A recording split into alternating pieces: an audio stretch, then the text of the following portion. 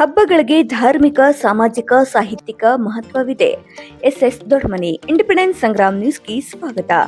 ಭಾರತೀಯ ಹಬ್ಬಗಳಿಗೆ ಸಾಂಸ್ಕೃತಿಕ ಮಹತ್ವವಿದೆ. ಹಬ್ಬಗಳು, ಉತ್ಸವಗಳು, ಜಾತ್ರೆಗಳು ಸಮಾನತೆ ಮತ್ತು ಸಮನ್ವಯತೆ, ಭಾವಿಕತೆ, ಸೌಹಾರ್ದತೆ ಬದುಕಿಗೆ ಸಹಾಯ ಮಾಡುತ್ತವೆ. ಸಂಸ್ಕೃತಿ, ಸಂಸ್ಕಾರ, ಆಚರಣೆಗಳ ವಿಧಿವಿಧಾನ ತಿಳಿಸುತ್ತವೆ. ಇದರಿಂದ ಧಾರ್ಮಿಕ, ಸಾಮಾಜಿಕ, ಸಾಹಿತ್ಯಿಕ, ಆರ್ಥಿಕ ಕ್ಷೇತ್ರಕ್ಕೆ ಲಾಭವಿದೆ ಎಂದು ಡಾಕ್ಟರ್ ಎಸ್ ದೊಡ್ಮನಿರವರು ಹೇಳಿದರು. ಅವರು ಧಾರವಾಡ ಜಿಲ್ಲಾ ಮತ್ತು ತಾಲೂಕು ಕನ್ನಡ ಸಾಹಿತ್ಯ ಪರಿಷತ್ತು ಏರ್ಪಡಿಸಿದ್ದ ದತ್ತಿ ಉಪನ್ಯಾಸ ಕಾರ್ಯಕ್ರಮದಲ್ಲಿ ಹಬ್ಬಗಳ ಮಹತ್ವದ ಕುರಿತು ಮಾತುಗಳನ್ನು ತಿಳಿಸಿದರು. ದತ್ತಿದಾನಿಗಳಾದ ಡಾಕ್ಟರ್ ಜೆ.ಎಂ. ನಾಗಯ್ಯರವರು ಕಾರ್ಯಕ್ರಮವನ್ನು ಉದ್ಘಾಟಿಸಿ ದತ್ತಿದಾನಿಗಳ ಉದ್ದೇಶ ಮತ್ತು ಮಹತ್ವ ತಿಳಿಸಿದರು. Professor K S. ಕೌಜಲ್ಗಿರವರು ವೀರಶೈವ ಪಂಚಪೀಠಗಳ ಧಾರ್ಮಿಕ ಮತ್ತು ಶಿಕ್ಷಣ ಕ್ಷೇತ್ರಕ್ಕೆ ಸಲ್ಲಿಸಿದ ಕೊಡುಗೆಗಳ ಕುರಿತು ಉಪನ್ಯಾಸ ನೀಡಿದರು.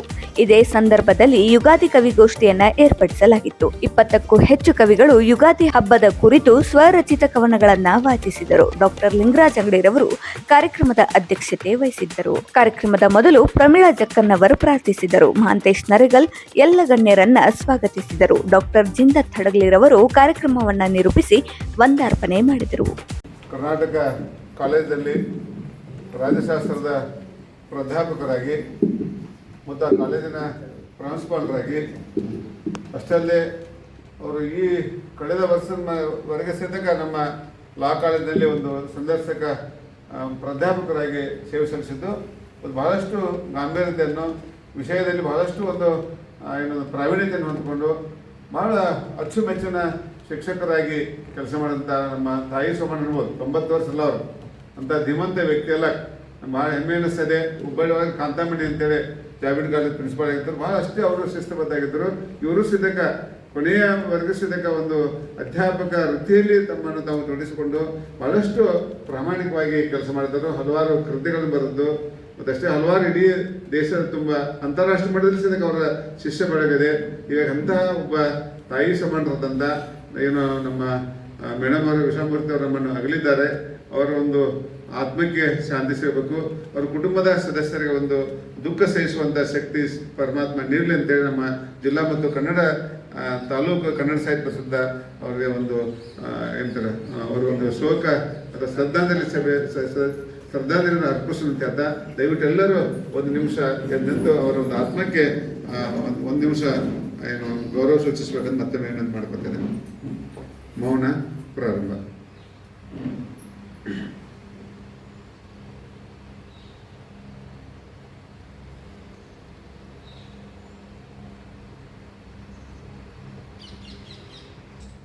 ಬಂತು ಬಂತು ನವ ವರುಷ, ತಂತು ತಂತು ಹೊಸ ಹರುಷ. ಬಂತು ಬಂತು ನವ ವರುಷ, ತಂತು ತಂತು ಹೊಸ ಹರುಷ. ಯುಗಾದಿ ಹಬ್ಬದ ಸಂಭ್ರಮದಿ ಹಾಡಿತು ಕೋಗಿಲೆ ಪಂಚಮದಿ. ಯುಗಾದಿ ಹಬ್ಬದ ಸಂಭ್ರಮದಿ ಹಾಡಿತು ಕೋಗಿಲೆ ಪಂಚಮದಿ. ಸೃಷ್ಟಿಯ ಮೊದಲ ದಿನ, ಸೂರ್ಯನ ಕಿರಣದ ಮೊದಲ ದಿನ. ಸೃಷ್ಟಿಯ ಮೊದಲ ದಿನ, ಸೂರ್ಯನ ಕಿರಣದ ಮೊದಲ ದಿನ. ಬಾಗಿಲಿಗೆ ಮಾವಿನ ತೋರಣ, ಬಾಗಿಲಿಗೆ ಮಾವಿನ ತೋರಣ. ನವಕನಸುಗಳ ಸಿಂಚನ, ನವಕನಸುಗಳ ಸಿಂಚನ. ಬಂತು ಬಂತು ನವ ವರುಷ, ತಂತು ತಂತು ಹೊಸ ಹರುಷ. ಮಾವು ಬೇವನು ಚಿಗುರಿಸುತ್ತ, ಹೊಂಗೆಯ ಹೂವನ್ನು ಅರಳಿಸುತ್ತ. ಮಾವು ಬೇವನು ಚಿಗುರಿಸುತ್ತ, ಹೊಂಗೆಯ ಹೂವನ್ನು ಅರಳಿಸುತ್ತ. ಬಂದ ನೋಡಿ ನವ ವಸಂತ, ಬಂದ ನೋಡಿ ನವ ವಸಂತ. ಪ್ರಕೃತಿಯಾಯಿತು ಜೀವಂತ, ನಮ್ಮ ಪ್ರಕೃತಿಯಾಯಿತು ಜೀವಂತ. ಬಂತು ಬಂತು ನವ ವರುಷ, ತಂತು ತಂತು ಹೊಸ ವರುಷ. ಬೇವು ಬೆಲ್ಲ ಸವಿದು ಪ್ರೀತಿ ಪ್ರೇಮ ಹಂಚೋಣ. ಬೇವು ಬೆಲ್ಲ ಸವಿದು ಪ್ರೀತಿ ಪ್ರೇಮ ಹಂಚೋಣ. ಈ ಯುಗಾದಿ ನಮಗೆಲ್ಲ, ಈ ಯುಗಾದಿ ನಮಗೆಲ್ಲ ಶುಭವನ್ನು ತರಲೆಂದು ಬಯಸೋಣ, ಶುಭವನ್ನು ತರಲೆಂದು ಬಯಸೋಣ. ಬಂತು ಬಂತು ನವ ವರುಷ, ತಂತು ತಂತು ಹೊಸ ಹರುಷ. ಬಂತು ಬಂತು ನವ ವರುಷ, ತಂತು ತಂತು ಹೊಸ ಹರುಷ. ಯುಗಾದಿ ಹಬ್ಬದ ಸಂಭ್ರಮದಿ ಹಾಡಿತು ಕೋಗಿಲೆ ಪಂಚಮದಿ. ಯುಗಾದಿ ಹಬ್ಬದ ಸಂಭ್ರಮದಿ ಹಾಡಿತು ಕೋಗಿಲೆ ಸಂಭ್ರಮದಿ. ಹಾಡಿತು ಕೋಗಿಲೆ ಸಂಭ್ರಮದಿ, ಹಾಡಿತು ಕೋಗಿಲೆ ಸಂಭ್ರಮದಿ. ಜಿಲ್ಲಾ ಕನ್ನಡ ಸಾಹಿತ್ಯ ಪರಿಷತ್ತು ಧಾರವಾಡ ಮತ್ತು ತಾಲೂಕು ಕನ್ನಡ ಸಾಹಿತ್ಯ ಪರಿಷತ್ತು ಧಾರವಾಡ ಇದರ ಅಡಿಯಲ್ಲಿ ಶ್ರೀಮದ್ ಉಜ್ಜಯಿನಿ ಸದ್ಧರ್ಮ ಸಿಂಹಾಸನಾಧೀಶ್ವರ ಶ್ರೀ ಶ್ರೀ 1008 ಜಗದ್ಗುರು ಸಿದ್ಧಲಿಂಗ ರಾಜದೇಶಿ ಕೇಂದ್ರ ಶಿವಾಚಾರ್ಯ ಭಗವತ್ಪಾದರ 12ನೆಯ ವರ್ಷದ ಪಟ್ಟಾಧಿಕಾರ ಮಹೋತ್ಸವದ ಸವಿ ನೆನಪಿನ ದತ್ತಿ ಶ್ರೀಮದ್ ಜಗದ್ಗುರು ಡಾಕ್ಟರ್ ಚನ್ನಸಿದ್ದರಾಮ ಶಿವಾಚಾರ್ಯ ಭಗವತ್ಪಾದರು 20ನೆಯ ಪೀಠಾರೋಹಣ ಸವಿ ನೆನಪಿನ ದತ್ತಿ ಶ್ರೀಮದ್ ಜಗದ್ಗುರು ರಂಭಾಪುರಿ ಜಗದ್ಗುರು ಪ್ರಸನ್ನ ರೇಣುಕ ಡಾಕ್ಟರ್ ವೀರ ಸೋಮೇಶ್ವರ ರಾಜ ದೇಶಿ ಕೇಂದ್ರ ಶಿವಾಚಾರ್ಯ ಭಗವತ್ಪಾದರರು 31ನೆಯ ಪೀಠಾರೋಹಣ ಸವಿ ನೆನಪಿನ ದತ್ತಿ ಶ್ರೀಮದ್ ಕಾಶಿ ಜಗದ್ಗುರು ಡಾಕ್ಟರ್ ಚಂದ್ರಶೇಖರ ಶಿವಾಚಾರ್ಯ ಭಗವತ್ಪಾದರರು 34ನೆಯ ಪೀಠಾರೋಹಣ ಸವಿ ನೆನಪಿನ ದತ್ತಿ ಡಾಕ್ಟರ್ SM ವೃಷಭೇಂದ್ರ ಸ್ವಾಮಿ ಮತ್ತು ಪ್ರೊಫೆಸರ್ ಲಲಿತಾಂಬಾ ಪ್ರಶಸ್ತಿ ದತ್ತಿ ಬಸಪ್ಪ ವೀರಭದ್ರಪ್ಪ ಸೊರಟೂರ್ ದತ್ತಿ ಪ್ರೊಫೆಸರ್ JM ನಾಗಯ್ಯ ದತ್ತಿ ಶಶಿಧರ್ ಸಾಲಿ ದತ್ತಿ ಇವೆಲ್ಲ ದತ್ತಿಗಳ ಅಂಗವಾಗಿ ಯುಗಾದಿ ಹಬ್ಬದ ಪ್ರಯುಕ್ತ ಕವಿಗೋಷ್ಠಿ ಮತ್ತು ಉಪನ್ಯಾಸ ಕಾರ್ಯಕ್ರಮವನ್ನು ನಾವು ಇಂದು ಆಚರಣೆ ಮಾಡ್ತಾ ಇದ್ದೇವೆ. ಈ ಕಾರ್ಯಕ್ರಮದ ಉದ್ಘಾಟನೆಯನ್ನು ಮಾಡಲಿಕ್ಕೆ ಡಾಕ್ಟರ್ JM ನಾಗಯ್ಯ ವಿಶ್ರಾಂತ ಪ್ರಾಧ್ಯಾಪಕರು ಆಗಮಿಸಿದ್ದಾರೆ. ಅವರಿಗೆ ಧಾರವಾಡ ತಾಲೂಕು ಕನ್ನಡ ಸಾಹಿತ್ಯ ಪರಿಷತ್, ಧಾರವಾಡ ಜಿಲ್ಲಾ ಕನ್ನಡ ಸಾಹಿತ್ಯ ಪರಿಷತ್ತು ವತಿಯಿಂದ, ಎಲ್ಲರ ವತಿಯಿಂದ, ಎಲ್ಲ ಕವಿ ಮನಸ್ಸುಗಳ ವತಿಯಿಂದ, ಎಲ್ಲರ ವತಿಯಿಂದ ಅವರಿಗೆ ಹೃತ್ಪೂರ್ವಕ ಸ್ವಾಗತವನ್ನು ಬಯಸ್ತಾ ಇದ್ದೇನೆ. ಸ್ವಾಗತ, ಸುಸ್ವಾಗತ.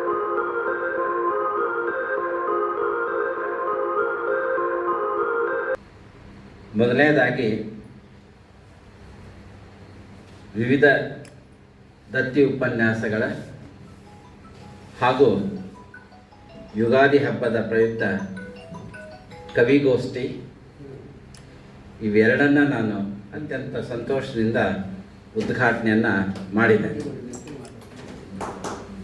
ಹೆಚ್ಚು ಸಮಯ ತೆಗೆದುಕೊಳ್ಳೋದಿಲ್ಲ, ನಿಮಗೆ ಸಮಯವನ್ನು ಮೀಸಲಿಡ್ತೀನಿ. ದತ್ತಿದಾನಿಯಾಗಿ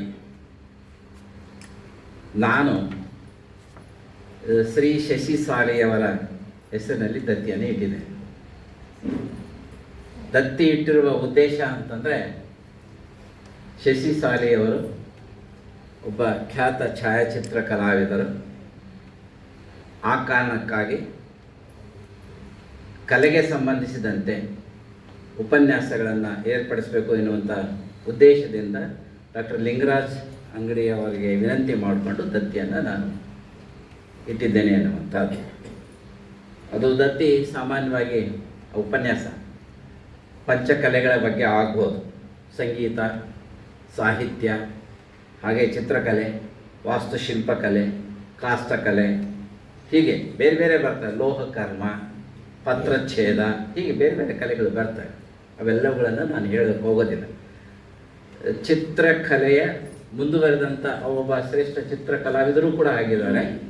ಹಾಗೆ ಛಾಯಾಚಿತ್ರ ಕಲಾವಿದರು ಕೂಡ ಆಗಿದ್ದಾರೆ. ಛಾಯಾಚಿತ್ರಕ್ಕೆ ಸಂಬಂಧಪಟ್ಟ ಹಾಗೆ ಶ್ರೇಷ್ಠ ಕಲಾವಿದರನ್ನು ಕರೆಸಿಬಿಟ್ಟು ಉಪನ್ಯಾಸ ನೀಡಿಸಬೇಕು. ಆ ಮೂಲಕವಾಗಿ ಯುವಕರಿಗೆ ಸಹಾಯ ಆಗಬೇಕು ಎನ್ನುವಂಥ ಉದ್ದೇಶ ನನ್ನದಾಗಿತ್ತು. ಮತ್ತು ಅವರು ನನ್ನ ಮಾವನವರಾಗಿರುವುದರಿಂದ ಅವರ ಹೆಸರಿನಲ್ಲಿ ನಾನು ಈ ದತ್ತಿಯನ್ನು ಇಟ್ಟಿದ್ದೇನೆ. ಇನ್ನು ನನ್ನ ಹೆಸರಿನಲ್ಲಿ ನನ್ನ ಶಿಷ್ಯ ದಡುಮನಿಯವರು ದತ್ತಿ ಇಟ್ಟಿದ್ದಾರೆ. ಅವರ ಪ್ರೀತಿಗೆ ಕೃತಜ್ಞತೆಗಳು. ಇನ್ನು ಉಪನ್ಯಾಸಗಳು, ದತ್ತಿ ಉಪನ್ಯಾಸಗಳು, ಇಲ್ಲಿ ಆರಂಭಕ್ಕೆ ನೋಡಿದ್ರೆ ಪಂಚಪೀಠಗಳ ಪರಂಪರೆಗೆ ಸಂಬಂಧಪಟ್ಟ ಹಾಗೆ ಉಪನ್ಯಾಸವನ್ನು ಇಟ್ಟಿದ್ದಾರೆ. ದತ್ತಿ ಇಟ್ಟಿದ್ದಾರೆ 5 ಪೀಠಗಳಿಗೆ ಸಂಬಂಧಪಟ್ಟ ಹಾಗೆ. ಅದು ರಂಭಾಪುರಿ ಆಗಿರ್ಬೋದು, ಉಜ್ಜಯಿನಿ ಆಗಿರ್ಬೋದು, ಕಾಶಿ ಆಗಿರ್ಬೋದು, ಕೇದಾರ ಆಗಿರ್ಬೋದು, ಶ್ರೀಶೈಲ ಆಗಿರ್ಬೋದು. ಈ ಪೀಠಗಳ ಪರಂಪರೆ ಬಗ್ಗೆ ಮಾತಾಡೋದಕ್ಕೆ ನಿಂತ್ಕೊಂಡ್ರೆ ಬಹಳಷ್ಟು ಸಮಯ ಬೇಕಾಗ್ತದೆ. ಯಾಕಂದರೆ ನಾನು ಈಗ ಸ್ವಲ್ಪ ಆ ಕಡೆಗೆ ವಾಲ್ಕೊಂಡು ನಾನು ಕೆಲಸ ಮಾಡ್ತಾಯಿದ್ದೀನಿ, ಶಾಸನಗಳನ್ನು, ಸಾಹಿತ್ಯ ಕೃತಿಗಳನ್ನು ಆಧಾರವಾಗಿ ಇಟ್ಕೊಂಡು. ಬಹಳ ಜನ ವಿದ್ವಾಂಸರು ಚತುರಾಚಾರ್ಯ ಎನ್ನುವಂಥ ಕಾವ್ಯವನ್ನು ಆಧಾರವಾಗಿ ಇಟ್ಕೊಂಡು ಪಂಚಾಚಾರ್ಯ ಇಲ್ಲ 4 ಜನ ಆಚಾರ್ಯರು ಅಂತೇಳಿ ತಮ್ಮ ಸಂಶೋಧನೆಯಲ್ಲಿ ತೊಡಸ್ಕೊಂಡಿದ್ರು. ಇದು ಆ ಕಾವ್ಯವನ್ನು ಕುರಿತು ನಾನು ಅಧ್ಯಯನ ಮಾಡಬೇಕು ಅಂತೇಳಿ ಡಾಕ್ಟರ್ AC ವಾಲಿ ಅವರಿಗೆ ಆ ವಿಷಯವನ್ನು ಕೊಟ್ಟು ಆಳವಾಗಿ ಅಧ್ಯಯನ ಮಾಡಿಸಿದೆ. ಆ ಕಾವ್ಯದ ಆರಂಭಕ್ಕೆ ಕವಿ 5 ಜನ ಪಂಚಪೀಠಾಧೀಶರನ್ನು ಸ್ತುತಿ ಮಾಡಿ ನನ್ನ ಕೈಗೆ ಅಥವಾ ನನ್ನಿಂದ ಸಾಧ್ಯವಾಗ್ತಕ್ಕಂಥದ್ದು 4 ಜನ ಆಚಾರ್ಯರನ್ನ ಕುರಿತು ಮಾತ್ರ ನಾನು ಈ ಕಾವ್ಯವನ್ನು ಬರಿತಾ ಇದ್ದೀನಿ ಅಂತ ಹೇಳ್ತಾರೆ. ಮತ್ತು ಮುಂದಕ್ಕೆ ಅದು ಕಾವ್ಯ ಉದ್ದಕ್ಕೆ ಬೆಳ್ಕೊಂಡು ಹೋಗ್ತದೆ ಎನ್ನುವಂಥದ್ದು. ಶಾಸ್ತ್ರಗಳಲ್ಲಿ ಕೂಡ ಉಲ್ಲೇಖ ಬರ್ತದೆ, ರೇಣುಕರ ಪ್ರಸ್ತಾಪ ಬರ್ತದೆ, ಪ್ರಾಚೀನ ಶಾಸ್ತ್ರಗಳಲ್ಲಿ ಬರ್ತದೆ. ಮತ್ತಿದು ಬರೋದೇನು ಅಂತಂದರೆ ಎಲ್ಲ ಶಾಸನಗಳು, ನಾನು ಯಾಕೆಂತಂದರೆ ಕಲ್ಯಾಣದ ಚಾಲುಕ್ಯರ ಎಲ್ಲ ಶಾಸನಗಳನ್ನು ನಾನು ಎಡಿಟ್ ಮಾಡ್ತಾ ಇದ್ದೀನಿ. ಈಗಾಗಲೇ 2 ಸಂಪುಟಗಳು ಬಂದಿದ್ದಾವೆ. ಅದರಲ್ಲೆಲ್ಲ ಉಲ್ಲೇಖ ಬರೋದೇನು ಅಂತಂದರೆ ಶಿವಾಲಯಕ್ಕೆ ಹೊಂದ್ಕೊಂಡು ಮಠಕ್ಕೆ ಹೊಂದ್ಕೊಂಡು ಎಲ್ಲ ಛತ್ರ ಶಾಲೆ ಎಲ್ಲ ಬರ್ತದೆ. ಈ ನೆಲದಲ್ಲಿ ಹೆಣ್ಣುಮಕ್ಕಳಿಗೆ ಶಿಕ್ಷಣವನ್ನು, ಸ್ವಾತಂತ್ರ್ಯವನ್ನು ಕೊಟ್ಟದ್ದು ಯಾರಾದರೂ ಇದ್ದರೆ ಅದು ಲಕುಲಿಶ ಪಾಶುಪತ ಶೈವರು. ಮೊನ್ನೆ ನಾನು ಮಾತಾಡುವಾಗ ಹೇಳಿದ್ದೇನೆ, ಹುಬ್ಬಳ್ಳಿ ತಾಲೂಕು ಸಾಹಿತ್ಯ ಸಮ್ಮೇಳನದೊಳಗೆ ಅವರು ಸಹಗಮನ ಪದ್ಧತಿಯನ್ನು ವಿರೋಧ ಮಾಡ್ತಾರೆ. ನಮಗೆ ಸಿಗೋದು ಅಂತಂದರೆ ಬಾಣಭಟ್ಟನ ಕಾದಂಬರಿಯಿಂದನೇ ಸಿಗ್ತದೆ. ನೀವು ಬಾಣಭಟ್ಟನ ಕಾದಂಬರಿನ ಓದಿ, ನೀವು ಅದನ್ನೇ ಕನ್ನಡಕ್ಕೆ ನಾಗವರ್ಮ ಕರ್ನಾಟಕ ಕಾದಂಬರಿ ಅಂತ ತರ್ತಾನೆ. ಕನ್ನಡದಲ್ಲಿ 11ನೇ ಶತಮಾನದಲ್ಲಿ ಆ ಕಾವ್ಯವನ್ನು ಆತ ರಚನೆ ಮಾಡ್ತಾನೆ. ಅವನಿಗೆ ಆಧಾರ ಅಂದರೆ ಬಾಣಭಟ್ಟನ ಕಾದಂಬರಿ. ಇವನ ಕಾವ್ಯ ಎಷ್ಟು ಅಂದರೆ ನಮ್ಮ ನಾಗವರ್ಮನ ಕಾವ್ಯ ಎಷ್ಟು ಮೆಚ್ಚುಗೆ ಆಗಿತ್ತು ಅಂತಂದರೆ, ಪ್ರಸಿದ್ಧಿ ಪಡೆದಿತ್ತು ಅಂತಂದರೆ, ಉತ್ತರ ಭಾರತದಲ್ಲಿದ್ದಂಥ ಭೋಜರಾಜ, ಹೆಸರು ಕೇಳಿರ್ಬೇಕು ನೀವು, ಭೋಜರಾಜ ಆತನನ್ನು ನಾಗವರ್ಮ ಇಲ್ಲಿಯವನೇ ರೋಣದ ಹತ್ರ ತನ್ನ ಆಸ್ಥಾನ ಧಾರಾನಗರಕ್ಕೆ ಕರೆಸಿಕೊಂಡು ಸಾರ್ವಜನಿಕವಾಗಿ ಅವನಿಗೆ ಸನ್ಮಾನ ಮಾಡಿ ಬೇರೆ ಬೇರೆ ಪ್ರಸಿದ್ಧವಾಗಿರ್ತಕ್ಕಂಥ ಕುದುರೆಗಳನ್ನು, ಬೇರೆ ಬೇರೆ ಪ್ರದೇಶದಲ್ಲಿ ಪ್ರಸಿದ್ಧವಾಗಿರ್ತಕ್ಕಂಥ ಕುದುರೆಗಳನ್ನು, ಅಪಾರವಾದಂಥ ಸಂಪತ್ತನ್ನು ಅವನು ಕೊಟ್ಟ ಅನ್ನುವಂಥ ಭೂಮಿಯನ್ನು ಕೂಡ ದತ್ತಿ ಬಿಟ್ಟು ನಮಗೆ ಅವನು ಹೇಳ್ಕೊಳ್ತಾನೆ. ಅದು ನಂದು ಒಂದು ಪ್ರಮೇಯ. ಆ ಧಾರಾನಗರದಿಂದ ಪಡೆದಂಥ ಭೂಮಿ ದತ್ತಿ, ಆ ಹಿನ್ನೆಲೆಯೊಳಗೆ ಏನಾದರೂ ಈ ಭಾಗಕ್ಕೆ ಧಾರವಾಡ ಅನ್ನುವಂಥ ಹೆಸರು ಬಂದಿರ್ಬೋದು ಏನೋ ಅಂತ ಲಿಂಕ್ ಮಾಡಬೇಕು ಅಂತ ಇದ್ದೀನಿ. ಯಾಕಂದ್ರೆ ಅವನು ಈ ಭಾಗದವನು. ಮತ್ತು ಮೊಟ್ಟ ಮೊದಲ ಕವಿಯಿತ್ರಿ, ನಿಮಗೆ ಆಶ್ಚರ್ಯ ಆಗ್ಬೋದು, ಆಕೆ ಧಾರವಾಡ 6ನೇ ವಿಕ್ರಮಾದಿತ್ಯನ ರಾಣಿ ಎನ್ನುವಂಥದ್ದನ್ನು ಈಗಾಗಲೇ ನಾನು ಸ್ಪಷ್ಟಪಡಿಸಿದ್ದೀನಿ ಕೂಡ ಆಗಲೇ ಲೇಖನದೊಳಗೆ. ಏನೇ ಇರಲಿ, ಅಲ್ಲೆಲ್ಲ ಬರ್ತದೆ, ಶಾಸನಗಳಲ್ಲಿ ಬರೋದೆಲ್ಲ ಶಿವಾಚಾರ್ಯರ ಬಗ್ಗೆನೇ ಪ್ರಸ್ತಾಪ ಬರೋದು. ಶಿಕ್ಷಣಕ್ಕೆ ಸಂಬಂಧಪಟ್ಟ ಹಾಗೆ ಅನೇಕ ವಿಷಯಗಳು ಬರ್ತವೆ. ಈ ಪ್ರದೇಶದೊಳಗೆ ಶಿಕ್ಷಣವನ್ನು ಮೊಟ್ಟ ಮೊದಲು ಸಾರ್ವಜನಿಕಗೊಳಿಸಿದ್ದು ಅಂತಂದರೆ ಯಾರಾದರೂ ಇದ್ದರೆ ಅದು ಈ ಲಕುಲಿಶ ಪಾಶುಪತ ಶೈವ ಮಠಗಳು ಎನ್ನುವಂಥದ್ದು. ಈ ಲಕುಲಿಶ ಶೈವ ಮಠನೇ ವೀರಶೈವರು ಅನ್ನೋದಕ್ಕೆ ಏನು ಆಧಾರ ಅಂತಂದರೆ ಅವರೇ ವೀರಶೈವರು, ಬೇರೆ ಯಾರೂ ಅಲ್ಲ, ಖಚಿತ. ಯಾಕೆಂದರೆ ನಮಗೆ ಮಲ್ಕಾಪುರಂ ಶಾಸನದೊಳಗೆ ಸ್ಪಷ್ಟವಾಗಿ ಆಧಾರ ಸಿಗ್ತದೆ. ಮಲ್ಕಾಪುರಂ ಶಾಸನದಲ್ಲಿರ್ತಕ್ಕಂಥ ಗುರುವರ್ಗ ಕಾಕತೀಯ ಅರಸರ ರಾಜಗುರುಗಳಾಗಿರ್ತಕ್ಕಂಥವ್ರು, ಇವರೆಲ್ಲ ರಾಜಗುರುಗಳಾಗಿರ್ತಕ್ಕಂಥವ್ರೆ, ಪಂಚಪೀಠಕ್ಕೆ ಸಂಬಂಧಪಟ್ಟಂಥವರೆಲ್ಲ. ಅನೇಕ ಆ ಕಾಲದಲ್ಲಿದ್ದಂಥ ಲಕುಲಿಶ ಶೈವ ಮಠಗಳೇನಿದಾವಲ್ಲ ಅವೆಲ್ಲ ಇವತ್ತು ವೀರಶೈವ ಮಠಗಳಾಗಿದೆ. ಇವು ಇತಿಹಾಸ ತೆಗೆದು ನೋಡಿ, ಇವತ್ತು ಅವರು ವೀರಶೈವರೇ ಆಗಿದ್ದಾರೆ ಎನ್ನುವಂಥದ್ದು. ಏನೇ ಇರಲಿ, ಆ ಶಾಸನದೊಳಗೆ ಸ್ಪಷ್ಟವಾಗಿ ಬರ್ತಾ ಮಲ್ಕಾಪುರಂ ಶಾಸನ, ತೆಲುಗು ಸಂಸ್ಕೃತ ಶಾಸನ, ಅದು ಕಾಕತೀಯ ಅರಸರದು. ಅದರಲ್ಲಿ ಆ ಗುರುಗಳನ್ನು ವರ್ಣನೆ ಮಾಡುವಂಥ ಸಂದರ್ಭದಲ್ಲಿ ಶಿವಾಚಾರ್ಯರ ಬಗ್ಗೆ ಬರ್ತದೆ. ಅವರನ್ನೆಲ್ಲ ವರ್ಣನೆ ಮಾಡ್ತಾ, ಲಕುಲಿಶ ಪಾಶುಪತದ ಬಗ್ಗೆ ವರ್ಣನೆ ಮಾಡ್ತಾ, ಆ ಗುರು ಈಶಾನ ಶಿವಾಚಾರ್ಯರು ವೀರಶೈವ ವ್ರತಧಾರಿಗಳಾಗಿದ್ದರು ಅಂತ ಶಾಸ್ತ್ರ ವರ್ಣಿಸ್ತದೆ. ಅಂದರೆ ವೀರಶೈವ ಬೇರೆ ಅಲ್ಲ, ಲಕುಲಿಶ ಪಾಶುಪತ ಶೈವ ಬೇರೆ ಅಲ್ಲ ಎನ್ನುವಂಥ ಇದರಿಂದ ನಮಗೆ ಸ್ಪಷ್ಟವಾಗ್ತದೆ. ಈಗ ನಾವು ಏನೋ ಕರ್ಕೊಳ್ಬೋದು, ಆದರೆ ಅಲ್ಲಿಂದ ಪರಂಪರೆ ಬಂದಿರತಕ್ಕಂಥದ್ದು ವಿದ್ಯೆಗೆ ಅವರ ಕೊಡುಗೆ ಸಾಕಷ್ಟಿದೆ ಎನ್ನುವಂಥದ್ದು ಶ್ರೀಶೈಲದ ಇತಿಹಾಸವನ್ನು ನೀವು ನೋಡಿದ್ರೆ ಕ್ರಿಸ್ತಪೂರ್ವಕ್ಕೆ ಹೋಗುತ್ತೆ. ಒಂದು ಪುಸ್ತಕನೇ ನಾನು ಅದನ್ನು ಶಾಸ್ತ್ರಗಳನ್ನ ಆಧಾರವಾಗಿ ಇಟ್ಕೊಂಡು ಬರೆದಿದ್ದೇನೆ. ಅದನ್ನು ಹಂಪಿ ಕನ್ನಡ ವಿಶ್ವವಿದ್ಯಾಲಯದವರು ಅದನ್ನು ಪ್ರಕಟ ಮಾಡಿದ್ದಾರೆ ಕೂಡ. ಅಷ್ಟಕ್ಕೆ ಬಿಡ್ತೀನಿ, ನಾನು ಹೆಚ್ಚಿಗೆ ನಾನು ಹೇಳೋದಕ್ಕೆ ಹೋಗೋದಿಲ್ಲ.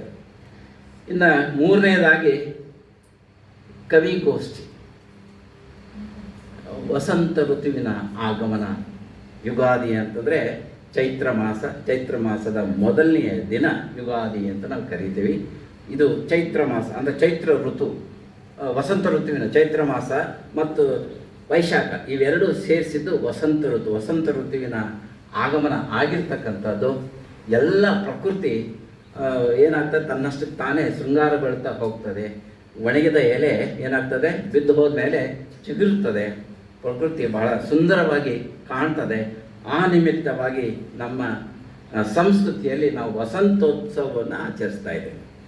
ನಾನು ಬೆಳಗಾವಿನಲ್ಲಿ ಇದ್ದಂಥ ಸಂದರ್ಭದೊಳಗೆ ಕಡ್ಡಾಯವಾಗಿ ನಾವು ವಸಂತೋತ್ಸವವನ್ನು ಆಚರಣೆ ಮಾಡ್ತಾಯಿದ್ವಿ.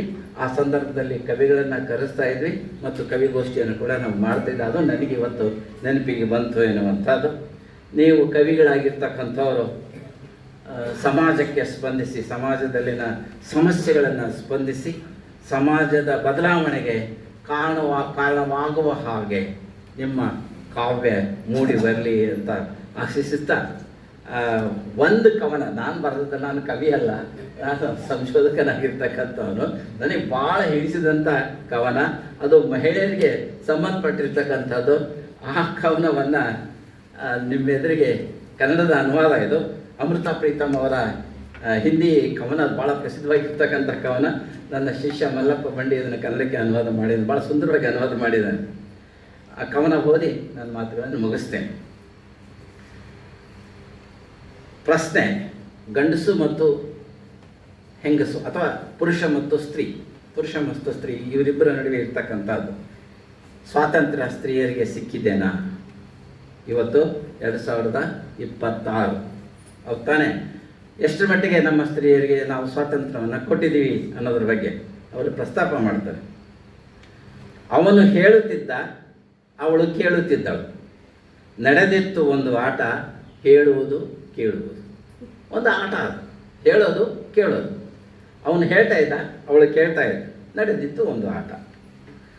ಆಟದಲ್ಲಿದ್ದವು 2 ಕಾಗದದ ಚೀಟಿ. ಆಟ ಏನದು? 2 ಚೀಟಿಯೊಳಗೆ ಬರೆದಿರ್ತಾರೆ.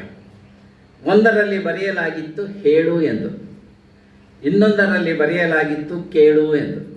ಒಂದು ಚೀಟಿ ಹೇಳು, ಇನ್ನೊಂದು ಚೀಟಿ ಕೇಳು ಅಂತ. ಅದನ್ನು ಚೀಟಿ ಎತ್ತೋದು. ಎತ್ತಿದಾಗ ಯಾರಿಗೆ ಹೋಗ್ತಾ ಇತ್ತು? ವಿಧಿನೇತವೋ ಅಥವಾ ಕಾಕತಾಳೀಯವೋ? ಯಾರಿಗೆ ಹೋಗ್ತಾ ಇತ್ತು ಯಾವ ಚೀಟಿ ಅಂದರೆ, ಅವಳ ಕೈಗೆ ಅದೇ ಚೀಟಿ ಸಿಗುತ್ತಿತ್ತು. ಅದರ ಮೇಲೆ ಬರೆಯಲಾಗಿತ್ತು ಕೇಳು ಎಂದು.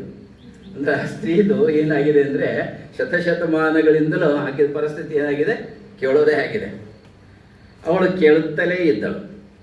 ಅವನು ಆದೇಶ ಮಾಡ್ತಾನೆ, ಕೇಳ್ತಾಳೆ. ಅವನು ಉಪದೇಶಿಸಿದ, ಈಕೆ ಕೇಳ್ತಾಳೆ. ಅಲ್ಲಿ ನಿರ್ಬಂಧಗಳು ಇದ್ದವು ಅವಳಿಗಿದ್ದವು ನಿಷೇಧಗಳು. ನಿರ್ಬಂಧ ಮತ್ತು ನಿಷೇಧ. ನಿರ್ಬಂಧ, ಇದು ಮಾಡಬೇಡ ಅಂಥೇಳಿ, ಹೀಗೆ ಮಾಡೋದು ತಪ್ಪು, ನಿಷೇಧ. ಹೀಗೆ ಇವನ್ನ ನಿರ್ಬಂಧ ಮತ್ತು ನಿಷೇಧಗಳನ್ನು ಪುರುಷ ಯಾವಾಗಲೂ ಹೇಳ್ತಾ ಇದ್ದ, ಈಕೆ ಕೇಳ್ತಾ ಇದ್ಲು. ಅವಳಿಗೆ ತಿಳಿದಿತ್ತು ಹೇಳುವುದು ಕೇಳುವುದು ಕೇವಲ ಕ್ರಿಯೆಗಳಲ್ಲ ಎಂದು. ರಾಜ ಹೇಳಿದನು ವಿಷವನ್ನು ಕುಡಿ ಎಂದು. ಕುಡಿದವಳು ಮೀರಾದಳು. ಮೀರಾಬಾಯಿ ಕಥೆ. ಮೀರಾದಳು. ಋಷಿ ಹೇಳಿದನು ಕಲ್ಲಾಗು ಎಂದು. ಕಲ್ಲಾದವಳು ಅಹಲ್ಯಾಯಾದಳು. ಪ್ರಭು ಹೇಳಿದನು, ಪ್ರಭು ಯಾರು? ಶ್ರೀರಾಮಚಂದ್ರ. ಪ್ರಭು ಹೇಳಿದನು ಹೊರಟು ಹೋಗು ಎಂದು. ಹೊರಟು ಹೋದವಳು ಸೀತೆಯಾದಳು. ಎಲ್ಲ ಶ್ರೇಷ್ಠ ಸ್ತ್ರೀಯರನ್ನು ಉದಾಹರಣೆ ಕೊಟ್ಟು ಹಾಕಿ ಕವನವನ್ನು ಬರಿತಾ ಹೋಗ್ತಾಳೆ. ಚಿತೆಯಿಂದ ಎದ್ದ ಚೀತ್ಕಾರವನ್ನು ಯಾರ ಕಿವಿಗಳು ಕೇಳಿಸಿಕೊಳ್ಳಲಿಲ್ಲವೋ ಅವಳು ಸತಿಯಾದಳು. ಇದಕ್ಕೆ ಹೇಳಿದ್ನಲ್ಲ, ಎಷ್ಟು ಕ್ರೂರವಾಗಿತ್ತು ಅಂದರೆ, ನನ್ನ ಕೃತಿ ಆತ್ಮ ಬಲಿದಾನದಲ್ಲಿ ನಾನು ವಿವರಗಳನ್ನು ಕೊಟ್ಟಿದ್ದೇನೆ. ವಿದೇಶಿ ಪ್ರವಾಸಿಗರು ಬರೆದಿರ್ತಕ್ಕಂಥ ಪ್ರವಾಸ ಕಥನಗಳಲ್ಲಿ ದಾಖಲಿಸ್ತಾರೆ ಅದನ್ನು. ಸಣ್ಣ ಮಗುವಿಗೆ ಮದುವೆ ಮಾಡಿಬಿಟ್ಟಿರ್ತಾರೆ, ಗಂಡ ಸತ್ತೋಗ್ಬಿಡ್ತಾನೆ. ಆ ಕೂಸನ್ನು ಕೂಡ ಬೆಂಕಿಯಲ್ಲಿ ಹಾಕಿ ಸುಡ್ತಕ್ಕಂಥ ಕ್ರೂರ ಪದ್ಧತಿ ಇತ್ತು. ಅದನ್ನೇ ಆಕೆ ಹೇಳ್ತಾರೆ, ಚಿತೆಯಿಂದ ಎದ್ದ ಚೀತ್ಕಾರವನ್ನು ಯಾರ ಕಿವಿಗಳು ಕೇಳಿಸಿಕೊಳ್ಳಲಿಲ್ಲವೋ ಅವಳು ಏನಾದಳು, ಸತಿಯಾದಳು. ಅವಳ ನಿರೀಕ್ಷೆಗಳು ಉಸಿರುಗಟ್ಟಿದವು, ಶಬ್ದಗಳು ಹೊರಡದಾದವು, ತುಟಿಗಳು ಹೊಲಿದವು, ಇಸುಕಿದ ಕತ್ತು ಅವಳ ಕೈಗೆ ಎಂದು ದೊರಕಲೇ ಇಲ್ಲ, ಹೇಳು ಎಂದು ಬರೆಯಲಾಗಿದ್ದ ಆ ಚೀಟಿ. ಇದು ಒಂದು ಕಥೆ. ನಮಸ್ಕಾರ. ಹೊಸ ವರ್ಷದ ಯುಗಾದಿಯ ಹಾರ್ದಿಕ ಶುಭಾಶಯಗಳನ್ನು ಹೇಳ್ತಾ, ನಮ್ಮ ದೇಶದಲ್ಲಿ ಷಡ್ ಧರ್ಮಗಳಿದ್ದು ಯಾರು ಬರೋದಕ್ಕಿಂತ ಮೊದಲು ಅಂದರೆ ಆರ್ಯರು ಬರುವುದಕ್ಕಿಂತ ಮೊದಲು ಯಾವ ಧರ್ಮ ಇತ್ತು, ಏನಿತ್ತು ಅನ್ನೋದು ನಮಗೆ ಸ್ಪಷ್ಟವಾಗಿ ಗೊತ್ತಾಗೋದಿಲ್ಲ. ಆರ್ಯರು ಬಂದ ನಂತರ ನಮಗೆ ಧರ್ಮಗಳ ಕಲ್ಪನೆ ಬಂತು ಅಂತಕ್ಕಂಥದ್ದನ್ನು ನಾವು ನೋಡ್ತಾ ಇದ್ದೇವೆ. ಅದಕ್ಕೆ ಸಿಂಧು ಸಂಸ್ಕೃತಿಯಲ್ಲಿ ಶೈವರು ಇದ್ದರು. ಅವಾಗ ಆರ್ಯರು ಭಾರತದ ಮೇಲೆ ದಾಳಿ ಮಾಡಿದ್ದರಿಂದ ಸಿಂಧು ಸಂಸ್ಕೃತಿಯಲ್ಲಿರ್ತಕ್ಕಂಥವರು ದಕ್ಷಿಣಕ್ಕೆ ಸರಿದರು ಅಂತ ಹೇಳಿ ಆ ಒಂದು ಸಿಂಧೂ ನದಿ ಸಂಸ್ಕೃತಿಯ ಹರಪ್ಪ ಮೊಹೆಂಜೊದಾರೋ ಸ್ಥಳದಲ್ಲಿ ಭೂಖನನ ಮಾಡುವಾಗ ಸಿಕ್ಕಿರ್ತಕ್ಕಂತಹ ಲಿಂಗಗಳು ವೃಷಭ ಮೊದಲಾದ ಶೈವ ಧರ್ಮ ಇತ್ತು ಅಂತಕ್ಕಂಥದ್ದು ನೋಡ್ತಾ ಇದ್ದೇವೆ. ನಮ್ಮಲ್ಲಿ ಶಿವನನ್ನು ಪೂಜೆ ಮಾಡ್ತಕ್ಕಂಥ ಶೈವರು, ವಿಷ್ಣುವನ್ನು ಪೂಜೆ ಮಾಡ್ತಕ್ಕಂಥ ವೈಷ್ಣವರು, ಸೂರ್ಯನನ್ನು ಪೂಜೆ ಮಾಡ್ತಕ್ಕಂಥ ಕೌರವರು, ಗಣಪತಿಯನ್ನು ಪೂಜೆ ಮಾಡ್ತಕ್ಕಂಥ ಗಣಪತ್ಯರು, ಶಕ್ತಿಯನ್ನು ಪೂಜೆ ಮಾಡ್ತಕ್ಕಂಥ ಶಾಕ್ತೇಯರು, ಈ ಷಡ್ ಧರ್ಮಗಳು ನಮ್ಮಲ್ಲಿ ಪ್ರಚಲಿತ ಇದ್ದವು ಅಂತ ಹೇಳಿ. ಆ ಒಂದು ಧರ್ಮಗಳು ಪ್ರಚಲಿತ ಇದ್ದಾಗ ಶೈವ ಧರ್ಮ, ವಿಶೇಷವಾಗಿ ಶೈವ ಧರ್ಮದ ಬಗ್ಗೆನೇ ಉಲ್ಲೇಖ ಮಾಡಬೇಕು. ಶೈವ ಧರ್ಮದಲ್ಲಿ ಶಿವನ ಆರಾಧಕರು ಇವರು.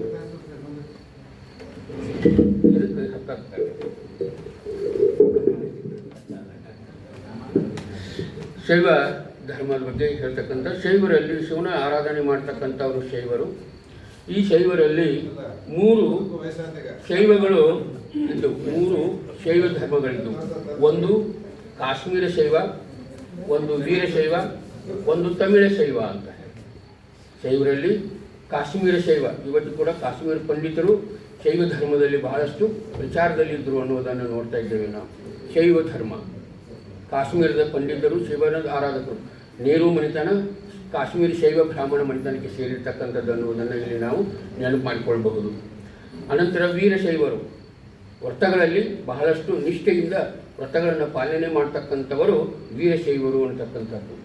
ಅನಂತರ ತಮಿಳ ಶೈವರು 63 ತೀರ್ಥಂಕರು ಅಂತ ಬರ್ತಾರೆ, 63 ಪುರಾಣಿಕರು ಅಂತ ಬರ್ತಾರೆ, ನೋಡಬಹುದು. ತಿರುನೀಲ ನೀಲಕಂಠ, ಹೆಪ್ಪಗೆ ಆಂಡರು, ಅಮರನೀತಿ, ಅನಂತರ ಈ ರೀತಿ ನಂಬಿಯಣ್ಣ, ನೆಲ್ಲೂರು ನಂಬ್ಯಕ್ಕ, ಇಂಥ 63 ಜನ ಕಾಶ್ಮೀರರು ತಮಿಳ ಶೈವರು ಬರ್ತಾ ಇದ್ದಾರೆ. ಇವರು ಇಷ್ಟಲಿಂಗ ಪೂಜಕರು ಅಂತಕ್ಕಂಥದ್ದು. ಅವರು ಗುಡಿಗಳನ್ನು ಕಟ್ಟಿಕೊಂಡು ಇಷ್ಟಲಿಂಗವನ್ನು ಸ್ಥಾಪನೆ ಮಾಡಿ ಪೂಜೆ ಮಠಗಳನ್ನು ದೇವಾಲಯಗಳನ್ನು ನಿರ್ಮಾಣ ಮಾಡಿಕೊಳ್ತಾ ಇದ್ದರು.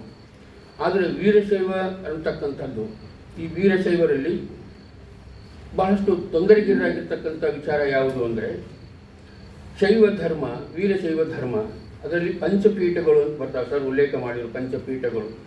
ಈ ಪಂಚಪೀಠಗಳಲ್ಲಿ ಏಕೋರಾಮ, ಮೊರಳ ರಾಜ್ಯ, ಪಂಡಿತಾರಾಧ್ಯ, ಅನಂತರ ವಿಶ್ವರಾಧ್ಯ, ಅನಂತರ ರೇಣುಕಾಚಾರ್ಯ, ಈ 5 ಪೀಠಗಳು. ಈ 5 ಪೀಠಗಳು ಯಾವ ಮೊದಲು ಕರ್ನಾಟಕದಲ್ಲಿ ಇಲ್ಲ. ಕೊಲ್ಲಿಪಾತಿ ಅದು ಕರ್ನಾಟಕದ ಹೊರಗಿದೆ. ಕೊಲ್ಲಿಪಾತಿ, ಶ್ರೀಶೈಲ ಅದು ಕರ್ನಾಟಕದಿಂದ ಹೊರಗಿದೆ. ಉಜ್ಜಯಿನಿ ಅದು ಕೂಡ ಹೊರಗಿದೆ, ಮಧ್ಯಪ್ರದೇಶದಲ್ಲಿದೆ. ಕಾಶಿ ಉತ್ತರ ಪ್ರದೇಶದಲ್ಲಿದೆ. ಕೇದಾರ ಉತ್ತರಾಖಂಡದಲ್ಲಿದೆ. ಇವೆಲ್ಲ ನಮ್ಮ ನಮ್ಮ ಕರ್ನಾಟಕದ ಹೊರಗೆ ಇದ್ದಾವೆ. ಈಗ ಕರ್ನಾಟಕದಲ್ಲಿ ಇರತಕ್ಕಂಥದ್ದು ಒಂದು, ಅದೇ ಬಾಳೆಹೊನ್ನೂರಲ್ಲಿರ್ತಕ್ಕಂಥ ರಂಭಾಪುರಿ ಪೀಠ ಇವತ್ತು ನಮ್ಮಲ್ಲಿ ಇದೆ. ಈ ಪೀಠಗಳು ಹೆಚ್ಚಾಗಿ ಆಗಮಗಳನ್ನು ಆಧರಿಸಿರ್ತಕ್ಕಂಥವು. ವೀರಶೈವಾಗಮ ಅಂತೇಳಿ 18 ಆಗಮಗಳಿದ್ದಾವೆ. ಆ ಆಗಮಗಳನ್ನು ಅನುಸಾರವಾಗಿ ಸಂಸ್ಕೃತದಿಂದ ವೈದಿಕರ ಕಡೆಗೆ ಒಲವಿದ್ದಂಥವರು.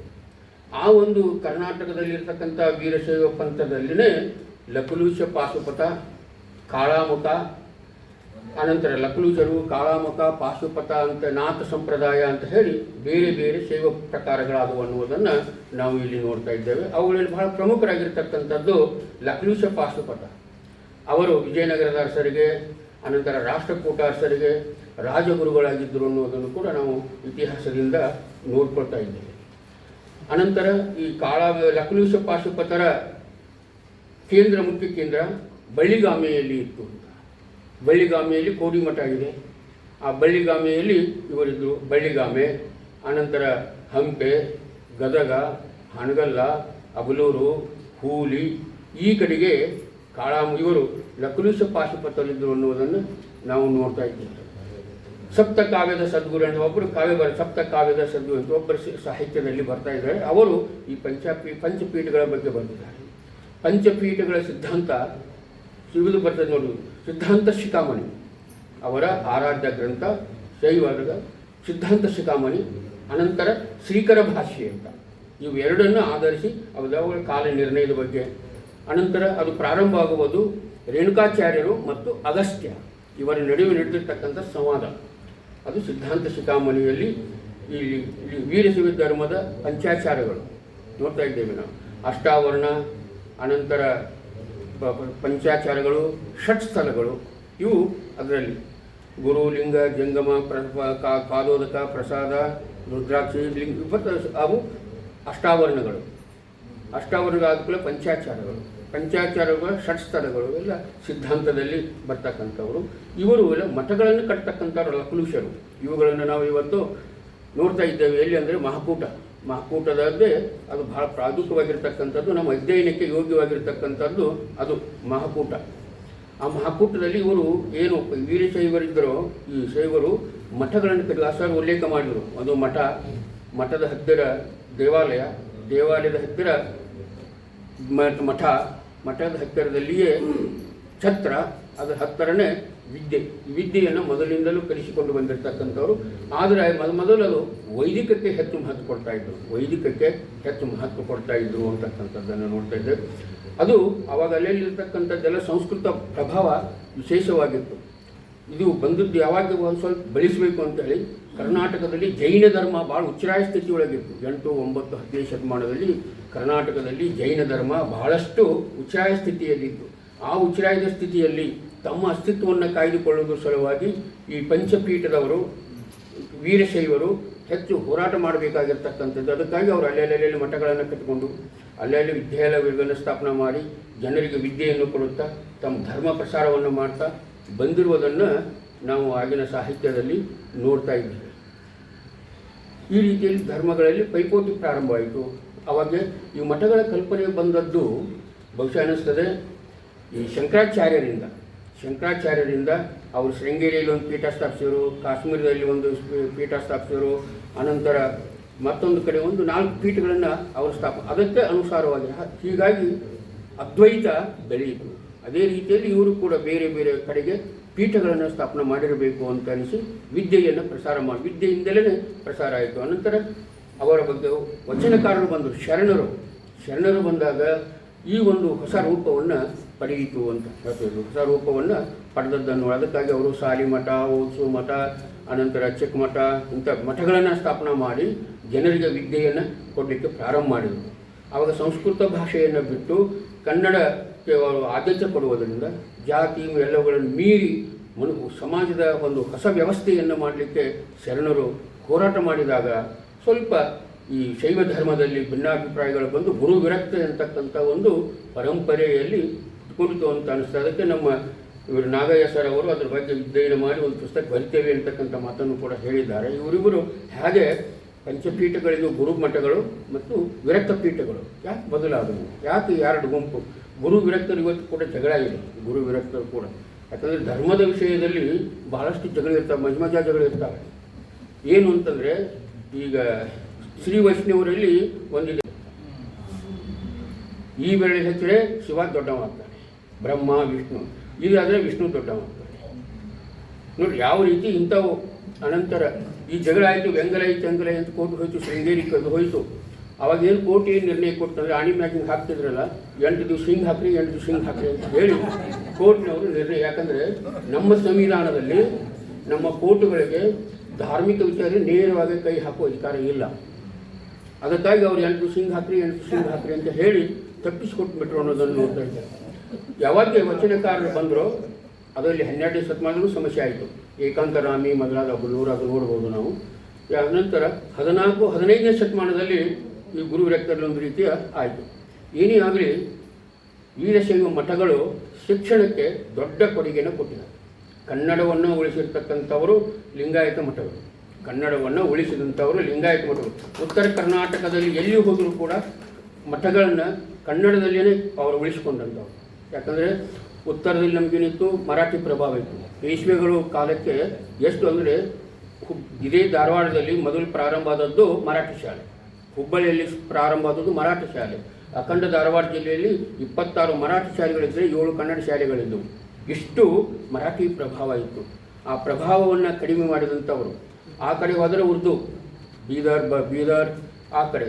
ಅನಂತರ ನಾವು ಬಳ್ಳಾರಿ ಕಡೆ ಬಂದರೆ ತೆಲುಗು, ಅನಂತರ ನಾವು ಮೈಸೂರು ಆ ಕಡೆ ಹೋಗಿಬಿಟ್ರೆ ಚಾಮರಾಜನಗರ ಹೋದರೆ ತಮಿಳರು.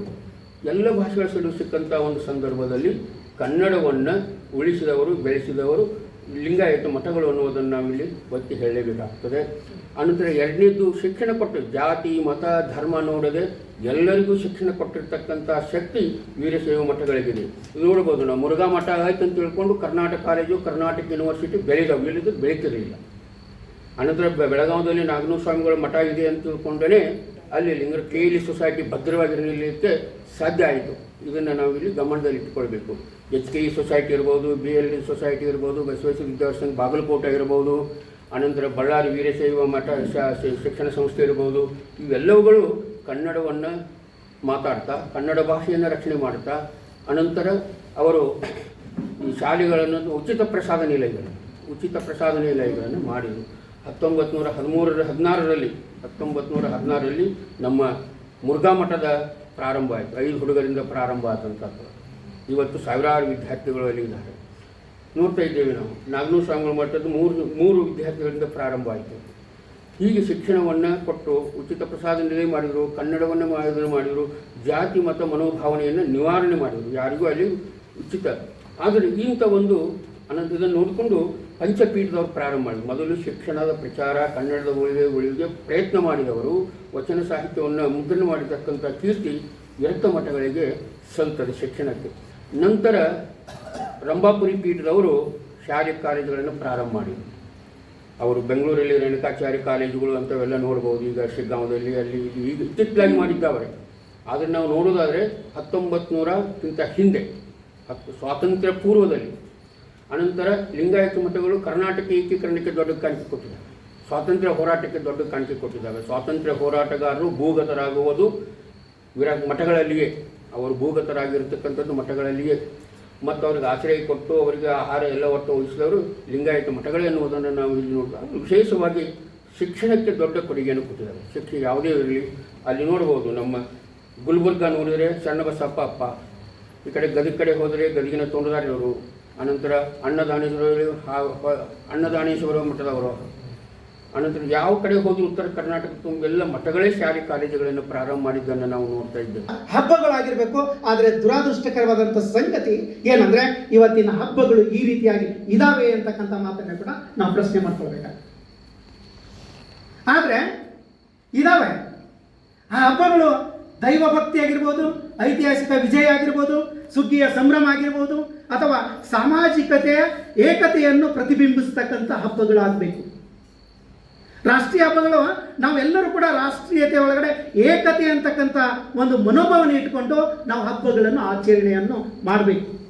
ಇವತ್ತಿನ ದಿನದಲ್ಲಿ ಯುಗಾದಿ ಹಬ್ಬ ಯಾವ ರೀತಿಯಾಗಿ ಸಡಗರ ಸಂಭ್ರಮ, ಹೋಳಿಗೆ ಸಂಭ್ರಮ ಆಗಿರ್ಬೋದು, ಅಥವಾ ಬಟ್ಟೆ ನಾವು ಉಡ್ತಕ್ಕಂಥ ಉಡುಗೆ ತೊಡುಗೆಗಳಾಗಿರ್ಬೋದು, ಇವು ಎಲ್ಲವನ್ನು ಕೂಡ ಒಂದು ರೀತಿಯಲ್ಲಿ ಸಂಭ್ರಮ, ಒಟ್ಟಿಗೆ ಒಗ್ಗಟ್ಟಿನಲ್ಲಿ ಆಚರಣೆ ಮಾಡ್ತಕ್ಕಂಥದ್ದೇ ಹಬ್ಬಗಳಾಗಿರ್ಬೇಕು.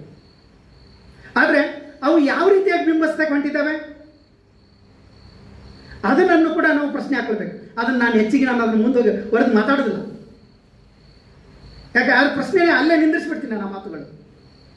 ಆದರೆ ಮನೆಗಳನ್ನು ಸಿಂಗರಿಸಿ ನಾವೆಲ್ಲರೂ ಕೂಡ ಅನೇಕ ತೋರಣಗಳನ್ನು ಕಟ್ತೇವೆ, ಅಥವಾ ಅಲಂಕರಿಸ್ತಾ ಇದ್ದಾವೆ, ಅಥವಾ ವಿಶೇಷವಾದಂಥ ಆಹಾರವನ್ನು ತಯಾರಿಸ್ತಾ ಇದ್ದಾವೆ. ಪೂಜೆಯ ಪ್ರಾರ್ಥನೆಗಳ ಮೂಲಕ ಇವುಗಳನ್ನು ಆಚರಿಸಲಾಗುವುದೇ ಹಬ್ಬಗಳು ಅಂತಕ್ಕಂಥ ಮಾತನ್ನು.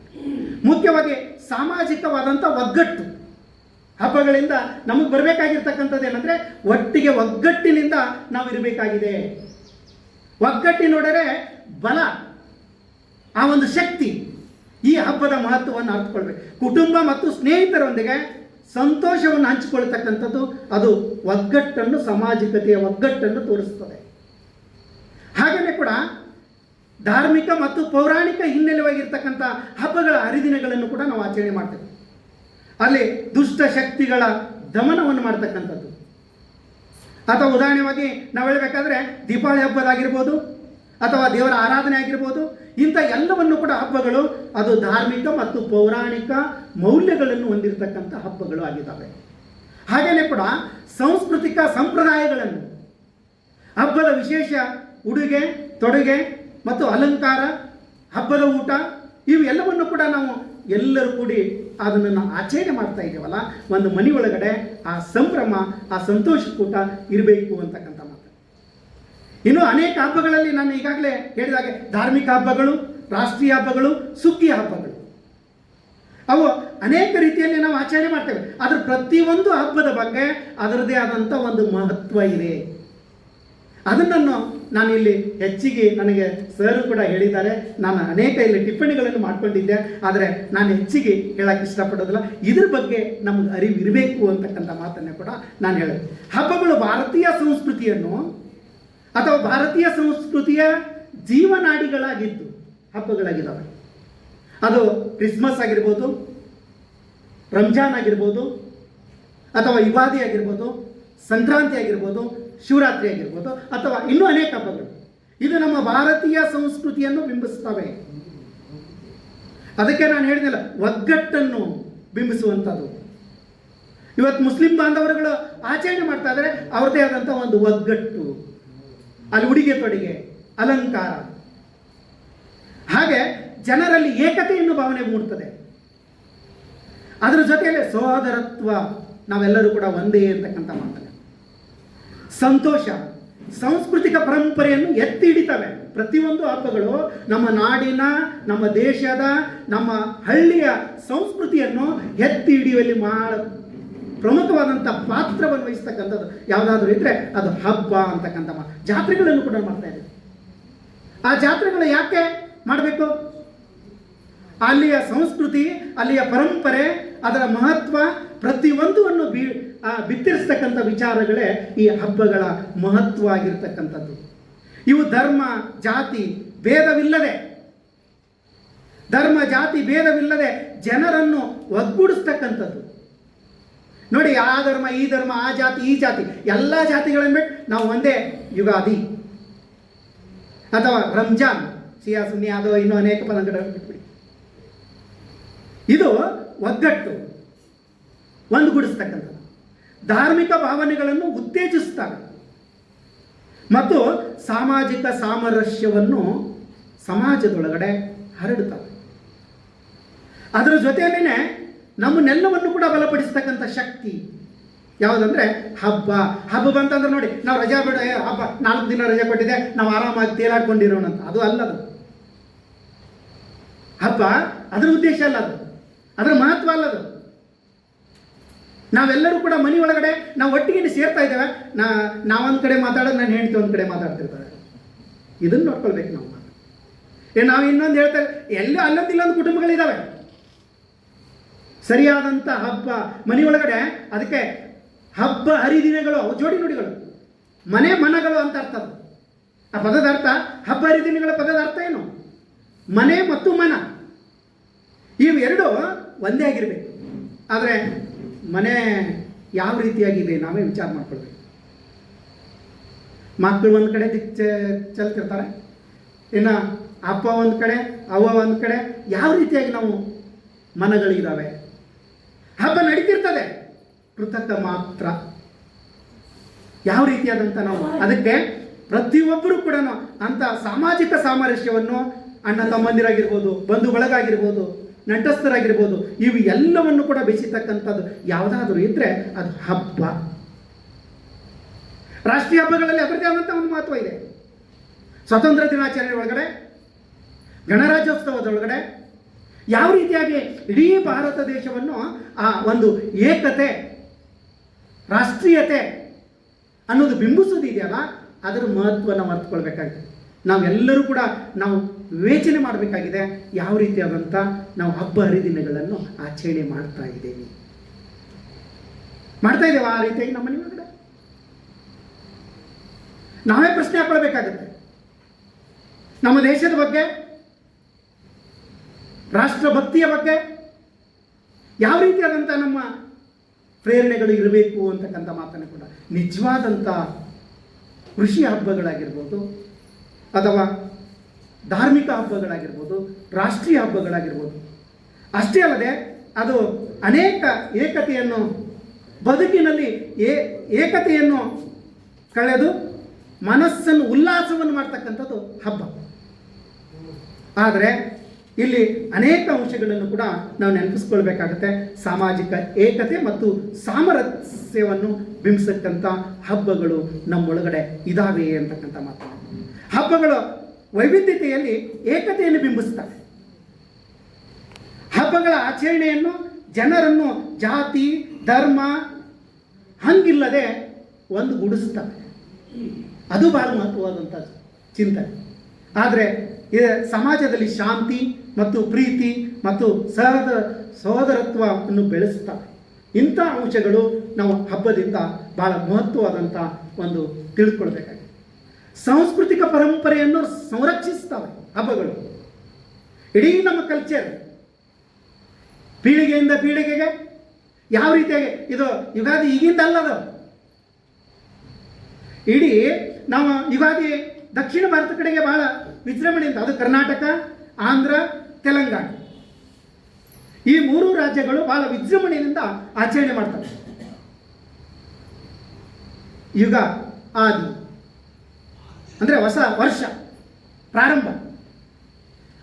ಅದನ್ನು ನಮ್ಮ ಸಂಪ್ರದಾಯ, ನಮ್ಮ ಕಲೆ, ನೃತ್ಯ, ಸಂಗೀತ ಮತ್ತು ಪದ್ಧತಿಗಳನ್ನು ಮುಂದಿನ ಪೀಳಿಗೆಗೆ ಹಸ್ತಾಂತರಿಸತಕ್ಕಂಥದ್ದು ಯಾವುದಾದ್ರೂ ಇದ್ದರೆ ಅದು ಹಬ್ಬಗಳು ಅಂತಕ್ಕಂಥ ಮಾತು. ಸಾಂಸ್ಕೃತಿಕ ಪರಂಪರೆ, ಸಂಪ್ರದಾಯ ಆಗಿರ್ಬೋದು, ಕಲೆ ಆಗಿರ್ಬೋದು, ನೃತ್ಯ ಆಗಿರ್ಬೋದು, ಸಂಗೀತ ಆಗಿರ್ಬೋದು, ಅಥವಾ ನಮ್ಮ ಪದ್ಧತಿಗಳಾಗಿರ್ಬೋದು, ಇವು ಎಲ್ಲವನ್ನು ಕೂಡ ತಲಾಂತರದಿಂದ ಅದನ್ನು ನಾವೆಲ್ಲರೂ ಕೂಡ ಅನುಸರಿಸ್ಕೊಂಡು ಬಂದಿದ್ದೇವೆ. ಇದರ ಪ್ರಮುಖ ಮಾಧ್ಯಮವಾಗಿರ್ತಕ್ಕಂಥದ್ದು ಯಾವುದಂದ್ರೆ ಅದು ಒಂದು ಹಬ್ಬ ಅಂತಕ್ಕಂಥ ಮಾತು. ಇದು ಮಾಧ್ಯಮ, ಸಾಂಸ್ಕೃತಿಕ ಒಂದು ಮಾಧ್ಯಮ ಯಾವುದಂದ್ರೆ ಅದು ಹಬ್ಬ ಅಂತಕ್ಕಂಥ ಮಾತು. ಇವು ದೇಶದ ಶ್ರೀಮಂತಿಕೆಯ ಇತಿಹಾಸವನ್ನು ಬಿಂಬಿಸ್ತವೆ. ಒಂದು ದೇಶದ ಒಂದು ಸಂಸ್ಕೃತಿ, ಕಿರಂ ನಾಗರಾಜರು ಬಹಳ ಅದ್ಭುತವಾಗಿ ಹೇಳುವಂಥ ಮಾತುಗಳನ್ನು ನೋಡ್ಕೊಳ್ಬೇಕಾಗುತ್ತೆ. ಸಂಸ್ಕೃತಿ ಮತ್ತು ರಾಜಕಾರಣ ಇವೆರಡು ಒಟ್ಟಿಗೆ ಹೋಗ್ಬೇಕು, ಸಮರ್ಥಿಸಬೇಕು. ಅದನ್ನು ಒಂದು ರಾಷ್ಟ್ರದ ಬೇರುಗಳು ಯಾವುದಾದ್ರೂ ಇದ್ರೆ ಅದು ಸಂಸ್ಕೃತಿ. ರಾಜಕೀಯ ಶ್ರೀಮಂತಿಕೆ ಇರಬೇಕಾದ್ರೆ ಸಂಸ್ಕೃತಿ ಶ್ರೀಮಂತಿಕೆ ಇರಬೇಕು. ಆ ಸಂಸ್ಕೃತಿಗೆ ಶ್ರೀಮಂತಿಕೆ ಪರಂಪರೆಯನ್ನು ಯಾವುದರಲ್ಲಿ ಕಾಣ್ತಾ ಇದ್ದೇವೆ ಅಂದರೆ ಹಬ್ಬಗಳಲ್ಲಿ, ಹಬ್ಬಗಳ ಮಹತ್ವದಲ್ಲಿ. ಪ್ರತಿಯೊಂದು ಭಾರತ ದೇಶದ ಪ್ರತಿ ಹಬ್ಬಗಳಲ್ಲಿ ತನ್ನದೇ ಆದಂಥ ಒಂದು ವೈಶಿಷ್ಟ್ಯತೆ ಇದೆ. ಇದರ ಜೊತೆಯೂ ಕೂಡ ಕೇವಲ ಧಾರ್ಮಿಕ, ಸಾಮಾಜಿಕ ಇದು ಅಷ್ಟೇನ, ವೈಜ್ಞಾನಿಕವಾದಂಥ ಒಂದು ಧೋರಣೆಯೂ ಕೂಡ ಹಬ್ಬದಲ್ಲಿ ಮಹತ್ವ ಇದೆ. ಬೇವು, ಬೆಲ್ಲ, ಆ ಬೇವಿನ ಸಂಕೇತ ಏನು ಹೇಳ್ತಾ ಇದೆ, ಇವು ಎಲ್ಲವನ್ನು ಕೂಡ ಇಂಥ ಅಷ್ಟೇ ಅಲ್ಲದೆ ಹಬ್ಬಗಳು ಮಾನಸಿಕ ಸಂತೋಷ ಮತ್ತು ನವ ಉಲ್ಲಾಸವನ್ನು ನೀಡುತ್ತದೆ ನಮಗೆ. ದೈನಂದಿನ ಒತ್ತಡದಿಂದ ಅಥವಾ ಆ ದೈನಂದಿನ ಒತ್ತಡದ ಜೀವನದಿಂದ ವಿರಾಮವನ್ನು ಪಡಿತಕ್ಕಂಥದ್ದು ಯಾವುದಾದ್ರೂ ಇದ್ರೆ ಅದು ಹಬ್ಬಗಳು ಅಂತಕ್ಕಂಥ ಮಾತು. ಕುಟುಂಬ ಮತ್ತು ಸ್ನೇಹಿತರೊಂದಿಗೆ ಒಡನಾಟದೊಂದಿಗೆ ಇರತಕ್ಕಂಥದ್ದು ಹಬ್ಬ ಅಂತಕ್ಕಂಥ ಮಾತು. ಇಂಥ ಅನೇಕ ಆರ್ಥಿಕ ಉತ್ತೇಜನವನ್ನು ನೀಡ್ತವೆ ಹಬ್ಬಗಳು. ಇದು ಬಹಳ ಮುಖ್ಯವಾದಂಥ ಮಾತು. ಹಬ್ಬಗಳಿಂದ ಮಹತ್ವ ಏನು ನೀಡ್ತಾ ಇದ್ದಾವೆ? ಇಡೀ ನಾಡಿನ, ರಾಷ್ಟ್ರದ ಅಥವಾ ಗ್ರಾಮೀಣ ಪ್ರದೇಶದ ಆರ್ಥಿಕ ಉತ್ತೇಜನವನ್ನು ನೀಡ್ತಕ್ಕಂಥದ್ದು ಯಾವುದಾದ್ರೂ ಇದ್ದರೆ ಅದು ಹಬ್ಬಗಳಿಂದ ಅಂತಕ್ಕಂಥ ಮಾತನ್ನು. ಅದು ಹೇಗೆ? ಹಬ್ಬಗಳು ಸಂದರ್ಭದಲ್ಲಿ ಮಾರುಕಟ್ಟೆಗಳಲ್ಲಿ ಖರೀದಿ ಹೆಚ್ಚಿರ್ತದೆ. ನೋಡ್ಬೋದು, ಹೂವು, ಹಣ್ಣು, ಬಟ್ಟೆ, ಪ್ರತಿಯೊಂದನ್ನು ಕೂಡ ವ್ಯಾಪಾರ, ಪ್ರವಾಸೋದ್ಯಮಕ್ಕೆ, ಕರಕುಶಲಕ್ಕೆ, ವಸ್ತುಗಳ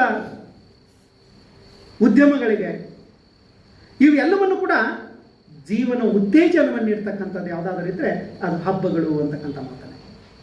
ಇಂಥ ಅನೇಕ ಆರ್ಥಿಕ ವ್ಯವಸ್ಥೆ ಬಗ್ಗೆ ನಾನು ಇನ್ನೂ ಅನೇಕ ಅಂಶಗಳಿದ್ದಾವೆ.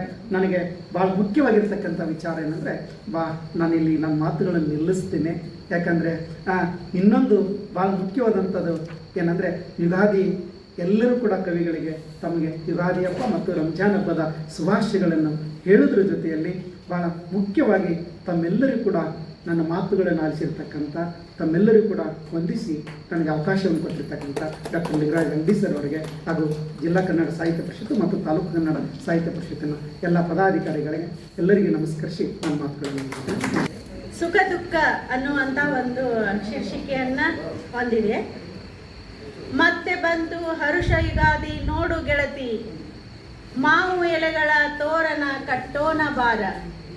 ಮತ್ತೆ ಬಂತು ಹರುಷ ಯುಗಾದಿ ನೋಡು ಗೆಳತಿ, ಮಾವು ಎಲೆಗಳ ತೋರಣ ಕಟ್ಟೋಣ ಬಾರ.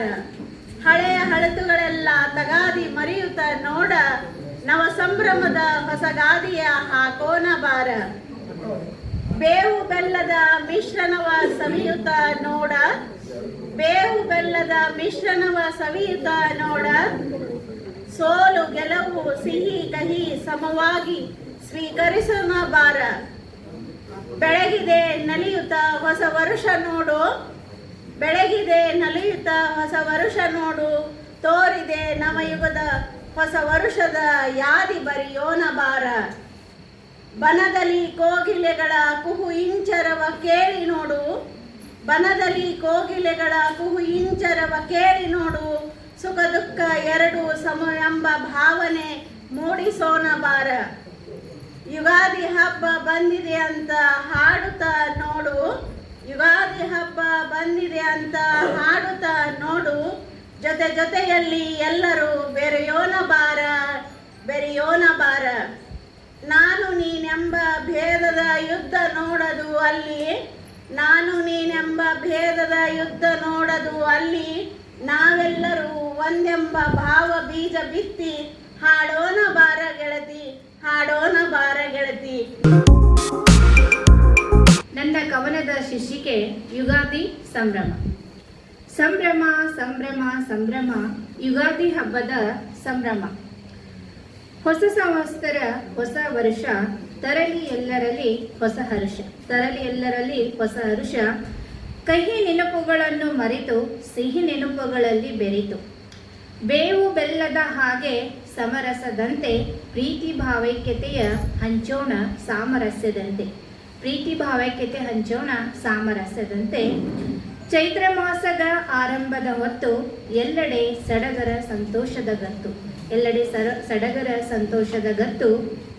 ಜೀವನದ ಕತ್ತಲೆಯನ್ನು ಓಡಿಸಿ ಬೆಳಕಿನ ಪ್ರಖರತೆಯನ್ನು ಹೆಚ್ಚಿಸಿ, ಹೊಸ ಭರವಸೆಗಳನ್ನು ಮೂಡಿಸಿದೆ ಯುಗಾದಿ. ಚಿಗುರೊಡೆದು ಮೂಡಿದೆ ಮೊಗ್ಗು ಗಿಡದಲ್ಲಿ, ಚಿಗುರೊಡೆದು ಮೂಡಿದೆ ಮೊಗ್ಗು ಗಿಡದಲ್ಲಿ. ಕೋಗಿಲೆ ಹಾಡಿದೆ ಇಂಪಾದ ಧ್ವನಿಯಲ್ಲಿ. ಜೀವನದ ಕಷ್ಟ ಸಂಕೋಲೆಗಳನ್ನು ಬಿಡಿಸಿ ಮತ್ತೆ ಒಗ್ಗೂಡಿಸಿದೆ ಬೇವು ಬೆಲ್ಲದ ಯುಗಾದಿ ಯುಗಾದಿ. ನನ್ನ ಕವನದ ಶೀರ್ಷಿಕೆ ಮತ್ತೆ ಬಂದಿತು ಯುಗಾದಿ. ಮತ್ತೆ ಬಂದಿತು ಯುಗದ ಆದಿ, ಮತ್ತೆ ಬಂತು ಯುಗಾದಿ. ಸಿಹಿ ಕಹಿಗಳ ಸಮ್ಮಿಲನದ ಆದಿ, ನೋವು ನಲಿವುಗಳ ಒಮ್ಮಿಲನದ ಹಾದಿ. ಬೇವು ಬೆಲ್ಲಗಳ ಹೂರಣ, ಮಾವು ಬೇವಿನ ತೋರಣ, ಬೇವು ಬೆಲ್ಲಗಳ ಹೂರಣ, ಮಾವು ಬೇವಿನ ತೋರಣ. ಪಲ್ಲವಿಸಿತು ಹೊಸ ಚಿಗುರು, ನಸು ನಕ್ಕಿತು ಹಾಲ್ಗಡಲು. ಆಗಮನವಾಯಿತು ಪರಾಭವ ಸಂವತ್ಸರ, ಪರಾಭವವಾಗಲಿ ಅಶಾಂತಿ ದುಃಖ ದುಮ್ಮಾನ. ಪರಾಭವವಾಗಲಿ ಯುದ್ಧ ನಿರ್ಗಮನ. ಭೂಮಿ ತಾಯಿ ಕಾದಳು ಚೈತ್ರನ ಆಗಮನಕ್ಕೆ, ಸುತ್ತೆಲ್ಲ ತಳಿರು ತೋರಣ ವಸಂತ ಶೃಂಗಾರಕ್ಕೆ. ಕೋಗಿಲೆ ಕುಹುಗಿನ ಗಾನ ಓಂಕಾರ, ದುಂಬಿಗಳ ಸಮಾಗಮ ಝೇಂಕಾರ, ದುಂಬಿಗಳ ಸಮಾಗಮ ಝೇಂಕಾರ. ಮೋಡಗಳು ಆಡುತ್ತಿಹವು ಕಣ್ಣಾ ಮುಚ್ಚಾಲೆಯ ಆಟ, ಮೋಡಗಳು ಆಡುತ್ತಿಹವು ಕಣ್ಣಾ ಮುಚ್ಚಾಲೆಯ ಆಟ.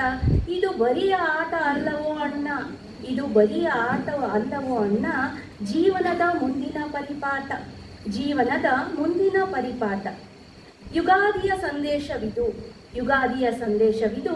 ಪ್ರಕೃತಿಗೂ ಇರುವುದು ಒಂದು ಮನಸ್ಸು, ಬಾರದಿರಲಿ ನಮ್ಮಿಂದ ಅದಕ್ಕೆ ಮುನಿಸು. ಪಲ್ಲವಿಸಲಿ ಮತ್ತೆ ಹಸುರಿನ ಕನಸು, ಭಾವಿಸಿರಿ ಭಾವಿಸಿರಿ ಎಲ್ಲರೂ.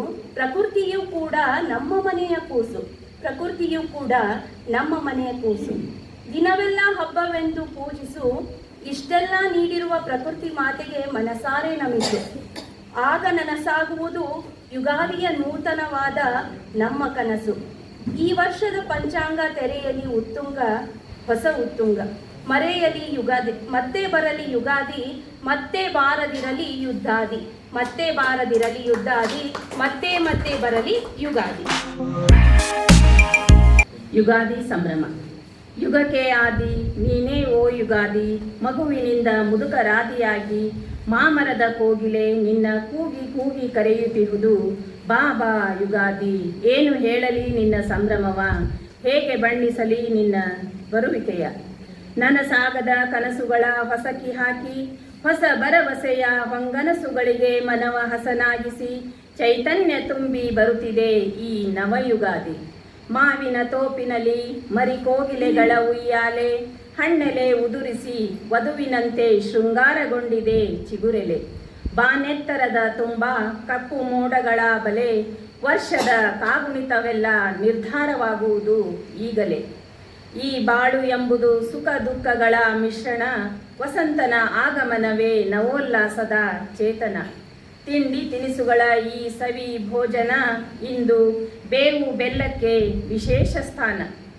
ಸಿಹಿ ಕಹಿಯ ಸ್ವೀಕರಿಸು ನೀ ಸಮನಾಗಿ, ದ್ವೇಷ ಮೆಟ್ಟಿ ಪ್ರೀತಿ ಬೆಳೆಸು ಹಿತವಾಗಿ.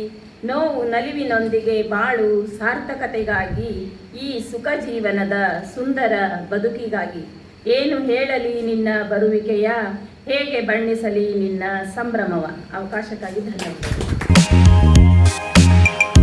ಯುಗಾದಿ ಹಬ್ಬದ ವೈಭವ, ಮನೆ ಮನೆಗಳಲ್ಲಿ ಸಂಭ್ರಮೋತ್ಸವ. ವಸಂತದ ಹೊಸ ಚಿಗುರು, ಬರಲಿವೆ ನವ ಸಂವತ್ಸರ, ಬರಲಿವೆ ನವ ಸಂವತ್ಸರ. ಮಕ್ಕಳ ಬಳಗೆಕ್ಕೆಲ್ಲ ಎಣ್ಣೆಯ ಮಜ್ಜನ, ಚಿತ್ತಾರದ ಹೊಸ ಬಟ್ಟೆಯ ಧಾರಣ. ಮಕ್ಕಳ ಬಳಗಕ್ಕೆಲ್ಲ ಎಣ್ಣೆಯ ಮಜ್ಜನ, ಚಿತ್ತಾರದ ಹೊಸ ಬಟ್ಟೆಯ ಧಾರಣ. ಬಾಗಿಲಿಗೆ ಮಾವಿನ ಎಲೆಗಳ ತೋರಣ, ಸವಿರುಚಿಯ ಸಡಗರದ ಭೋಜನ. ತೊಲಗಲಿ ಜೀವನದ ಕಹಿ ನೆನಪು, ತರಲಿ ಜೀವನಕ್ಕೆ ಹೊಸ ಹೊಳಪು. ತೊಲಗಲಿ ಜೀವನದ ಕಹಿ ನೆನಪು, ತರಲಿ ಜೀವಕ್ಕೆ ಹೊಸ ಹೊಳಪು. ಬೇವು ಬೆಲ್ಲದ ಸಮಮಿಶ್ರಣ, ಹೊಸ ಆಲೋಚನೆಗೆ ಆಹ್ವಾನ. ಸುಖ ದುಃಖಗಳ ಸಮಾನ ಸ್ವೀಕಾರ, ಪ್ರಕೃತಿಯ ಹಸಿರಿನ ಶೃಂಗಾರ.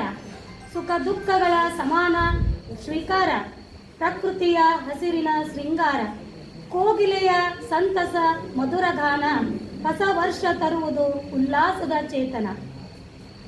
ರವಿ ಪ್ರವೇಶಿಸುವ ಸುವರ್ಣ ಕಾಲ, ಅದುವೇ ನವನೂತನ ಧರೆಗೆಲ್ಲ. ರವಿ ಪ್ರವೇಶಿಸುವ ಸುವರ್ಣ ಕಾಲ, ಅದುವೇ ನವನೂತನ ಧರೆಗೆಲ್ಲ. ಸಂತೋಷ ಸಮೃದ್ಧಿಯ ಸಂಕೇತ, ತರುವುದು ಎಲ್ಲರ ಬಾಳಿಗೆ ಪ್ರಸನ್ನತೆ, ತರುವುದು ಎಲ್ಲರ ಬಾಳಿಗೆ ಪ್ರಸನ್ನತೆ. ಅವಕಾಶಕ್ಕಾಗಿ ಧನ್ಯವಾದಗಳು. ನನ್ನ ಕವನದ ಶೀರ್ಷಿಕೆ ನವ ಸಂವತ್ಸರ. ನವ ಯುಗಾದಿಗೆ ಕರೆ ನೀಡಿದೆ ಚಿಗುರೆಲೆಗಳ ಬಣವು. ನವ ಯುಗಾದಿಗೆ ಕರೆ ನೀಡಿದೆ ಚಿಗುರೆಲೆಗಳ ಬಣವು, ಈ ಸಂವತ್ಸರ ತಂದೊದಗಿದೆ ಭೂತಾಯಿಗೆ ಶುಭವು. ಸಿಹಿ ಕಹಿಗಳ ಸಮ್ಮಿಲನವೇ ಬದುಕಿನ ಪರಿಪಾಠ, ಸಿಹಿ ಕಹಿಗಳ ಸಮ್ಮಿಲನವೇ ಬದುಕಿನ ಪರಿಪಾಠ. ಸೃಷ್ಟಿಯ ಆರಾಧನೆಯೇ ದೈವ ಮೈತ್ರಿಯ ಕೂಟ. ಮಲ್ಲಿಗೆ ಹೂ ಅರಳುತ್ತಿದೆ ಪರಿಮಳದ ಜೊತೆಗೆ, ಮಲ್ಲಿಗೆ ಹೂ ಅರಳುತ್ತಿದೆ ಪರಿಮಳದ ಜೊತೆಗೆ. ಸಪ್ತ ಸ್ವರಗಳೇ ಹಾಡಿವೆ ಕೋಗಿಲೆಯ ದನಿಗೆ. ಮುಂಬಾಗಿಲ ರಂಗೋಲಿಯು ಚೆಲ್ಲುತ್ತಿದೆ ನಗು, ಮುಂಬಾಗಿಲ ರಂಗೋಲಿಯು ಚೆಲ್ಲುತ್ತಿದೆ ನಗುವು. ತಳಿರು ತೋರಣದಿ ತುಂಬಿದೆ ಸಡಗರ ಸಂಭ್ರಮವು. ಪಾಕಶಾಲೆಯಲ್ಲಿ ಭಕ್ಷ್ಯ ಭೋಜನಗಳ ಘಮವು. ಪಾಕಶಾಲೆಯಲ್ಲಿ ಭಕ್ಷ್ಯ ಭೋಜನಗಳ ಘಮವು ಅನ್ನದಾತನಿಗಿದುವೆ ದೇವನೊಲಿದಂತಹ ದಿನವು. ಹೊಸ ಚಿಗುರಿದು ತರಲಿದೆ ಹೊಸ ಚೈತನ್ಯದ ಬಲವು. ಹೊಸ ಚಿಗುರಿದು ತರಲಿದೆ ಹೊಸ ಚೈತನ್ಯದ ಬಲವು. ನೋವುಗಳೆಲ್ಲವ ಮರೆಸಿ ತರುವುದು ಸಂತಸವು. ಗಿರಿವನಗಳ ಮೈ ಸೋಕಿದೆ ಸುಳಿಯುವ ತಂಗಾಳಿ. ಗಿರಿವನಗಳ ಮೈ ಸೋಕಿದೆ ಸುಳಿಯುವ ತಂಗಾಳಿ.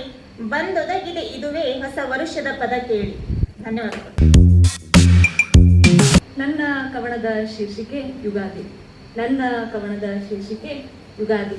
ಚೈತ್ರ ಮಾಸದ ಆದಿ ಹಬ್ಬವಿದು ಯುಗಾದಿ. ಚೈತ್ರ ಮಾಸದ ಆದಿ ಹಬ್ಬವಿದು ಯುಗಾದಿ.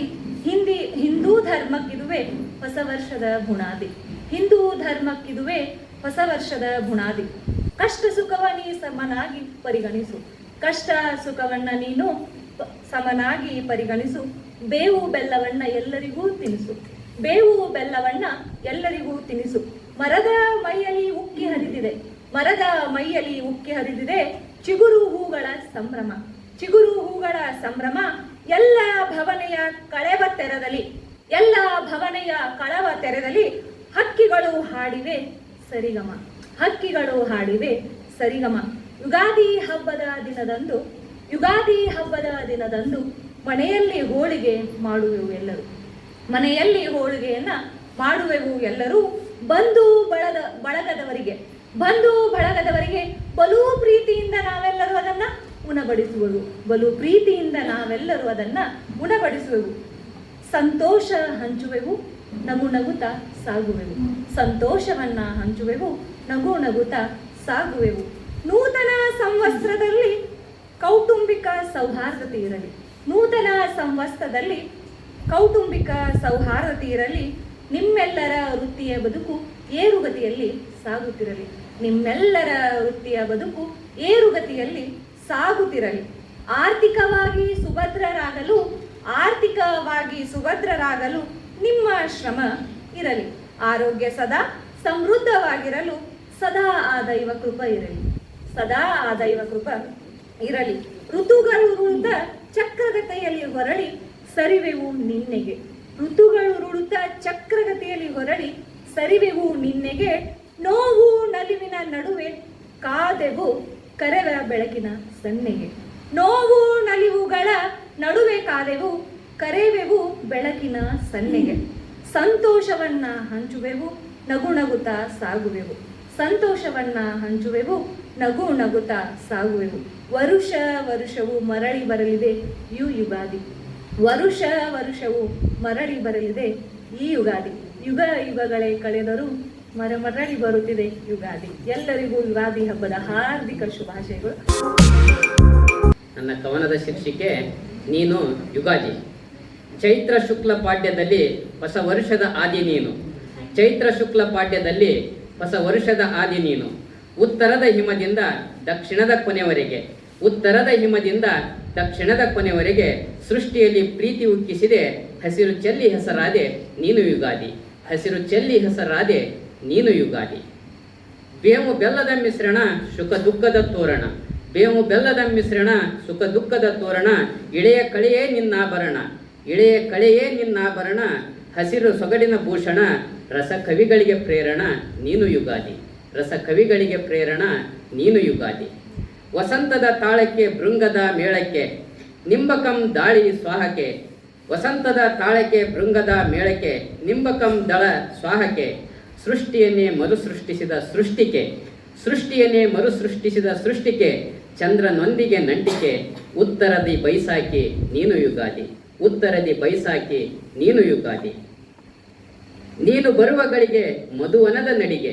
ನೀನು ಬರುವ ಗಳಿಗೆ ಮಧುವನದ ನಡಿಗೆ. ನಮಗಿಲ್ಲ ಏಕೆ, ನಮಗಿಲ್ಲ ಏಕೆ. ವಿಚಿತ್ರವಾಗಿದೆ ಸೃಷ್ಟಿ ನಿನ್ನಯ ಬೆಸುಗೆ. ವಿಚಿತ್ರವಾಗಿದೆ ಸೃಷ್ಟಿ ನಿನ್ನಯ ಬೆಸುಗೆ. ವಸಂತದಲ್ಲಿ ಹಬ್ಬಗಳಿಗೆ ನಾಂದಿ ನೀನು. ವಸಂತದಲ್ಲಿ ಹಬ್ಬಗಳಿಗೆ ನಾಂದಿ ನೀನು ಯುಗಾದಿ. ನೀನು ದ್ಯೂತಕ ನೀನು ಪ್ರೇರಕ ಅನ್ನದಾತನ ಪಾಲಿಗೆ. ನೀನು ದ್ಯೂತಕ ನೀನು ಪ್ರೇರಕ ಅನ್ನದಾತನ ಪಾಲಿಗೆ. ನಿನ್ನ ದಿನ ಪೂಜಿಪನು ತುತ್ತು ಕೂಳಿನ ಜೋಳಿಗೆ. ನಿನ್ನ ದಿನ ಪೂಜಿಪನು ತುತ್ತು ಕೂಳಿನ ಜೋಳಿಗೆ. ದನ ಕರುಗೆ ಮೆರಗುಣಿಸಿ, ದನ ಕರುಗೆ ಮೆರಗುಣಿಸಿ ಮರೆಯಾಗುವೆ ನೀನು ಯುಗಾದಿ. ನೀನು ಯುಗಾದಿ. ಕೊಟ್ಟು ಹೋಗು ಪ್ರಕೃತಿಯಂತೆ ಪಟ್ಟಭದ್ರ ಶಕ್ತಿಯ, ಕೊಟ್ಟು ಹೋಗು ಪ್ರಕೃತಿಯಂತೆ ಪಟ್ಟಭದ್ರ ಶಕ್ತಿಯ, ಚೇತನದಿ ದಾರಿ ಕಾಣೋ ಸರ್ವ ಜನಾಂಗಕ್ಕೆ ಮುಕ್ತಿಯ, ಚೇತನದಿ ದಾರಿ ಕಾಣೋ ಸರ್ವ ಜನಾಂಗಕ್ಕೆ ಮುಕ್ತಿಯ, ಬಂದು ಹೋಗು ಹೋಗಿ ಬಾ, ಬಂದು ಹೋಗು ಹೋಗಿ ಬಾ, ನೀನು ಯುಗಾದಿ. ಧನ್ಯವಾದಗಳು. ಕನ್ಯೆಯವಳನ್ನು ವರಿಸಿ ಕರೆತಂದರು ಅಪ್ಪ, ನನ್ನ ಜೀವಾಂಕುರದಿ ಆದಳ ಕನ್ಯೆ ಅಮ್ಮ. ನವಮಾಸ ಗರ್ಭದಲ್ಲಿ ಜೋಪಾನ ಮಾಡಿ ನಗು ನಗುತ್ತ ತನ್ನೆಲ್ಲ ಕಷ್ಟಗಳ ದೂಡಿ, ಜನುಮವಿತ್ತಳು ಜೀವಕ್ಕೆ ಎದೆಗಪ್ಪಿದಳು ಕರುಳ ಕುಡಿ, ನಾನಿವಳ ಮಗಳಾದೆ ಆ ದೇವರ ಬೇಡಿ ಕಾಡಿ. ಮೊದಲ ಪಾಠ ಶಾಲೆಯಲ್ಲಿ ಗುರು ಅವಳು ನನ್ನಮ್ಮ, ಅವಳ ಆ ಪಾಠ ಇಂದಿಗೂ ನನ್ನ ಕೈ ಹಿಡಿದು ನಡೆಸುತ್ತಿರುವುದಮ್ಮ. ಗುರು ಸತಿಯಾಗಿ ಗುರುವಿನ ಹಿರಿಮೆ ಮೆರೆದೆ, ಗುರುವಿನ ಶಿಷ್ಯರಿಗೆ ಮಾತೆ ಅನ್ನಪೂರ್ಣೆ ನೀನಾದೆ. ಕಾಡಿನಲ್ಲೇ ಇರಲಿ ನಾಡಿನಲ್ಲೇ ಇರಲಿ ಅಪ್ಪನ ಚೈತನ್ಯವಾದೆ, ಅಳಲಿರಲಿ ನಗುವಿರಲಿ ಬದುಕಿನೂಟೆಯ ಚಿಲುಮೆಯಾದೆ. ಶಿಸ್ತಿನ ಸಿಪಾಯಿ ವಿಚಾರವಂತಿಕೆಯ ಆಚಾರಿಣಿ, ನಿಷ್ಠುರದ ಸತ್ಯದಿ ಬಾಳಿನ ಆದರ್ಶ ಪ್ರಾಯಣಿ. ತ್ರಿಮೂರ್ತಿಗಳಿಗೆ ಹಾಲ ನುಡಿಸಿದಳ ಅನಸೂಯ, ತ್ರಿಮೂರ್ತಿಗಳಿಗೆ ಹಾಲ ನುಡಿಸಿದಳ ಅನಸೂಯ, ಎನ ಬಾಳ ಯಶಸ್ಸಿನ ಕಿರೀಟಪ್ರಾಯೆ ನನ್ನಮ್ಮ ಅನಸೂಯ. ನಿನ್ನ ಜನ್ಮ ದಿನಕ್ಕಿದು ನನ್ನ ಮನದ ಹಾರೈಕೆ, ನಿನ್ನ ಜನ್ಮ ದಿನಕ್ಕಿದು ನನ್ನ ಮನದ ಹಾರೈಕೆ, ಋಣ ತೀರಿಸೆನು ಎಂದೆಂದು ಸವೆಸಿದ ನಿನ್ನ ಪಾದಕ್ಕೆ, ಸವೆಸಿದ ನಿನ್ನ ಪಾದಕ್ಕೆ. ನನ್ನ ಕವನದ ಶೀರ್ಷಿಕೆ ಚೈತ್ರದ ಚಿಗುರು. ಹೊಸ ವರ್ಷದ ಉತ್ಸಾಹದ ಆರಂಭ, ಜೀವನದ ಹೊಸ ಚೈತನ್ಯದ ಪ್ರಾರಂಭ. ಹೊಸ ವರ್ಷದ ಉತ್ಸಾಹದ ಆರಂಭ, ಜೀವನದ ಹೊಸ ಚೈತನ್ಯದ ಪ್ರಾರಂಭ. ಚೈತ್ರದ ಚಿಗುರು ಕಂಪು ಇಂಪು, ಹಚ್ಚ ಹಸುರಿನ ಭೂಮಿ ತಾಯಿ ತಂಪು. ಚೈತ್ರದ ಚಿಗುರು ಕಂಪು ಇಂಪು, ಹಚ್ಚ ಹಸುರಿನ ಭೂತಾಯಿ ತಂಪು. ಯುಗಾದಿ ಬಂದಿತು ಹರ್ಷವ ತಂದಿತು, ಉಗಾದಿ ಬಂದಿತು ಹರ್ಷವ ತಂದಿತು. ಪ್ರಕೃತಿಯಲ್ಲಿ ಎಲ್ಲೆಡೆ ಪಕ್ಷಿಗಳ ಕಲರವ, ಗಿಡಮರ ಸಂಪಾಗಿ ಚಿಗುರಿ ನಿಂತವು. ಪ್ರಕೃತಿಯಲ್ಲಿ ಎಲ್ಲೆಡೆ ಪಕ್ಷಿಗಳ ಕಲರವ, ಗಿಡಮರ ಸಂಪಾಗಿ ಚಿಗುರಿ ನಿಂತವು. ಕೋಗಿಲೆಗಳು ಮರದಿಂದ ಮರಕ್ಕೆ ಹಾರುತ್ತಾ ಚಿಗುರೆಲೆ ತಿಂದು ಇಂಪಾಗಿ ಹಾಡಿದವು. ಕೋಗಿಲೆಗಳು ಮರದಿಂದ ಮರಕ್ಕೆ ಹಾರುತ್ತಾ ಚಿಗುರೆಲೆ ತಿಂದು ಇಂಪಾಗಿ ಹಾಡಿದವು. ಯುಗಾದಿ ಬಂದಿತು ಸಂಭ್ರಮ ತಂದಿತು, ಯುಗಾದಿ ಬಂದಿತು ಸಂಭ್ರಮ ತಂದಿತು. ಕೋಗಿಲೆ ಇಂಪಾದ ಕುಹು ಕುಹು ನಾದವು, ಕಿವಿಗೆ ಇಂಪು ಮನಸ್ಸಿಗೆ ಸಂತೋಷವು. ಕೋಗಿಲೆಯ ಇಂಪಾದ ಕುಹು ಕುಹು ನಾದವು, ಕಿವಿಗೆ ಇಂಪು ಮನಸ್ಸಿಗೆ ಸಂತೋಷವು. ಗಿಡ ಮರಗಳಿಗೆ ಮರು ಜನ್ಮವು, ಪ್ರಕೃತಿ ನೋಡಲು ಬಲು ಆನಂದವು. ಗಿಡ ಮರಗಳಿಗೆ ಮರು ಜನ್ಮವು, ಪ್ರಕೃತಿ ನೋಡಲು ಬಲು ಆನಂದವು. ಯುಗಾದಿ ಬಂದಿತು ಉತ್ಸಾಹ ತಂದಿತು, ಉಗಾದಿ ಬಂದಿತು ಉತ್ಸಾಹ ತಂದಿತು. ಬೆಳಗಿನ ಜಾವದಿ ಮನೆಯ ಮುಂದೆ ರಂಗು ರಂಗಿನ ರಂಗೋಲಿಯ ಚಿತ್ತಾರ ಬಿಡಿಸಿ, ಬೆಳಗಿನ ಜಾವದಿ ಮನೆಯ ಮುಂದೆ ರಂಗು ರಂಗಿನ ರಂಗೋಲಿಯ ಚಿತ್ತಾರ ಬಿಡಿಸಿ, ಬಾಗಿಲಿಗೆ ತಳಿರು ತೋರಣ ಕಟ್ಟಿ ಮಹಿಳೆಯರು ಶೃಂಗಾರ ಮಾಡಿ ಪೂಜಿಸುವರು. ಯುಗಾದಿ ಬಂದಿತು ಎಲ್ಲರಲ್ಲಿ ಪ್ರೀತಿ ತಂದಿತು, ಯುಗಾದಿ ಬಂದಿತು ಎಲ್ಲರಲ್ಲಿ ಪ್ರೀತಿ ತಂದಿತು. ಚಿಗುರಿದ ಬೇವಿನ ಎಲೆಯೊಂದಿಗೆ ಬೆಲ್ಲ ಸೇರಿಸಿ, ಸಿಹಿ ಕಹಿ ಸಮನಾಗಿ ಬೆರೆಸಿ. ಚಿಗುರಿದ ಬೇವಿನ ಎಲೆಯೊಂದಿಗೆ ಬೆಲ್ಲ ಸೇರಿಸಿ, ಸಿಹಿ ಕಹಿ ಸಮನಾಗಿ ಬೆರೆಸಿ. ಕಷ್ಟಗಳನ್ನು ಮರೆತು ಸುಖವನ್ನು ಸ್ವಾಗತಿಸಿ, ಕಷ್ಟವನ್ನು ಸುಖದಲ್ಲಿ ಅರಗಿಸಿ ಅನುಭವಿಸೋಣ. ಯುಗಾದಿ ಬಂದಿತು ಶಾಂತಿ ತಂದಿತು, ಯುಗಾದಿ ಬಂದಿತು ಎಲ್ಲೆಡೆ ಶಾಂತಿ ತಂದಿತು. ಅವಕಾಶಕ್ಕಾಗಿ ವೇದಿಕೆಗೆ ಧನ್ಯವಾದಗಳು. ಇದು ಆತಂಕವಾದದ ಯುಗವಲ್ಲ, ಇದು ಯುದ್ಧದ ಯುಗವಲ್ಲ, ಇದು ಸೌಹಾರ್ದದ ಯುಗ. ಇದು ಆತಂಕವಾದದ ಯುಗವಲ್ಲ, ಇದು ಯುದ್ಧದ ಯುಗವಲ್ಲ, ಇದು ಸೌಹಾರ್ದದ ಯುಗ ಅಂತ ಮೇಲೆ ಹೇಳಿದೆ. ಅದಕ್ಕೆ ಕಾರಣಗಳನ್ನು ಇರ್ಬೋದು. ನಿನ್ನನ್ನು ಮುಗಿಸಬೇಕೆನ್ನುವಷ್ಟರಲ್ಲಿಯೇ ನಾನು ಮುಗಿದು ಹೋಗಿರುತ್ತೇನೆ. ಯುದ್ಧದೊಳಗೆ ನಾವು ಎದುರಾಳಿಯನ್ನು ಮುಗಿಸ್ಬೇಕನ್ನೋದ್ರೊಳಗೆ ನಾವು ಮುಗಿದು ಹೋಗಿರ್ತೇವೆ ಅಂತ ಆ ಮಾನಸಿಕ ಸ್ಥಿತಿಯೂ ಕೂಡ ಹಾಗೆ ಇರ್ತದೆ. ನಿನ್ನನ್ನು ಮುಗಿಸಬೇಕೆನ್ನುವಷ್ಟರಲ್ಲಿಯೇ ನಾನು ಮುಗಿದು ಹೋಗಿರುತ್ತೇನೆ, ಪ್ರತಿರೋಧಿಸುವಲ್ಲಿಯೇ ಸಮಯ ವ್ಯಯವಾದರೆ ಇನ್ನು ಪ್ರಹಾರದ ಮಾತೆಲ್ಲಿ ಅಂತ. ಬಂದಿದ್ದನ್ನು ತಡೆಯೋದ್ರಲ್ಲೇ ಸಾಕಷ್ಟು ಸಮಯ ವ್ಯಯ ಆಗ್ತದೆ, ಇನ್ನು ಪ್ರಹಾರ ಮಾಡಲಿಕ್ಕೆ ಸಾಧ್ಯನೇ ಇಲ್ಲ. ಪ್ರತಿರೋಧಿಸುವಲ್ಲಿಯೇ ಸಮಯ ವ್ಯಯವಾದರೆ ಇನ್ನು ಪ್ರಹಾರದ ಮಾತೆಲ್ಲಿ. ತುಕ್ಕು ಹಿಡಿದ ಟ್ಯಾಂಕರ್ಗಳಿಗೆ ಸ್ವಲ್ಪ ಮಟ್ಟಿನ ಓವರ್ಹ್ಯಾಲಿಂಗ್ ಅಂತ, ಅವು ತುಕ್ಕು ಹಿಡಿದಿರ್ತಾವೆ. ತುಕ್ಕು ಹಿಡಿದ ಟ್ಯಾಂಕರ್ಗಳಿಗೆ ಸ್ವಲ್ಪ ಮಟ್ಟಿನ ಓವರಾಯಿಲಿಂಗ್, ಯುದ್ಧ ಭೂಮಿಯಲ್ಲಿ ಒಂದೆರಡು ಕ್ಷಿಪಣಿಯ ಪರೀಕ್ಷಾರ್ಥ ಉಡಾವಣೆ, ಯುದ್ಧ ಭೂಮಿಯಲ್ಲಿ ಒಂದೆರಡು ಕ್ಷಿಪಣಿಯ ಪರೀಕ್ಷಾರ್ಥ ಉಡಾವಣೆ. ಗಂಡಸುತನ ತೋರಿಸುವ ತಾಕತ್ತು ಯಾರಿಗೂ ಇಲ್ಲ, ತೋರಿಸುವಷ್ಟರಲ್ಲಿಯೇ ಇನ್ನೊಬ್ಬ ಶಿಖಂಡಿ ಹಾಜರು. ಅಂದರೆ ಭೀಷ್ಮನನ್ನು ಕೊಲ್ಲಿಕ್ಕೆ ಶಿಖಂಡಿಯನ್ನು ಇಟ್ಕೊಂಡು ಇದನ್ನು ಮಾಡಿದರು. ಇದರಲ್ಲೂ ಅದೇ ಹಾಡು, ಗೆದ್ದವ ಸೋತ, ಸೋತವ ಸತ್ತ.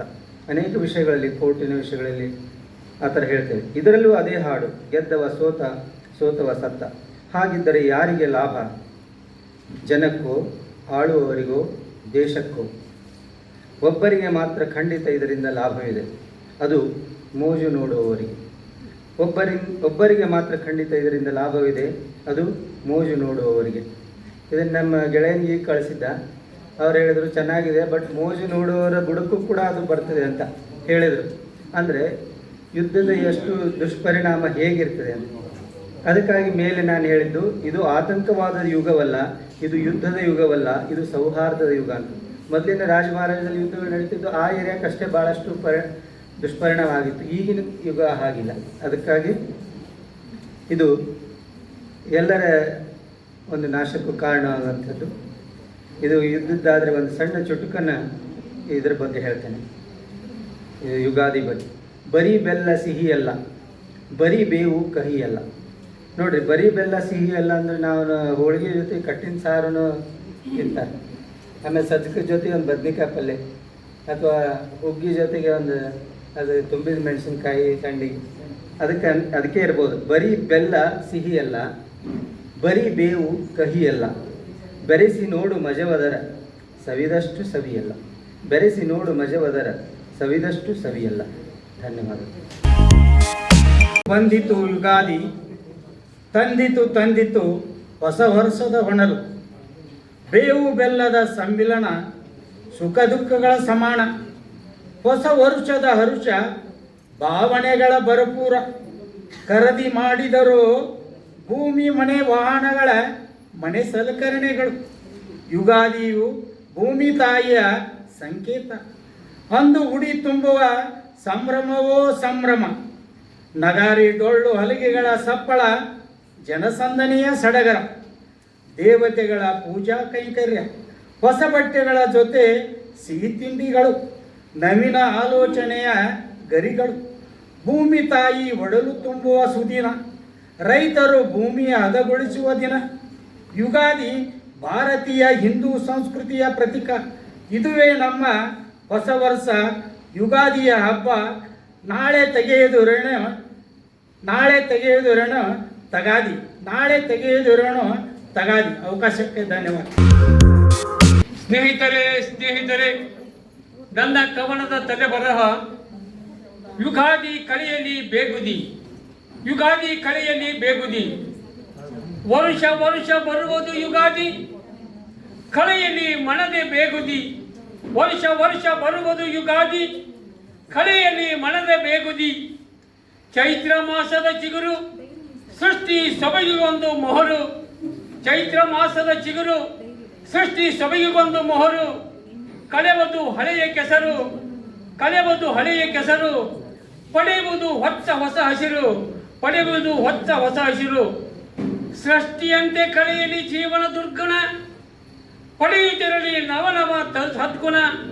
ಸೃಷ್ಟಿಯಂತೆ ಕಳೆಯಲಿ ಜೀವನ ದುರ್ಗುಣ, ಪಡೆಯುತ್ತಿರಲಿ ನವನವ ಸದ್ಗುಣ. ಜೀವನ ಸುಖ ದುಃಖಗಳ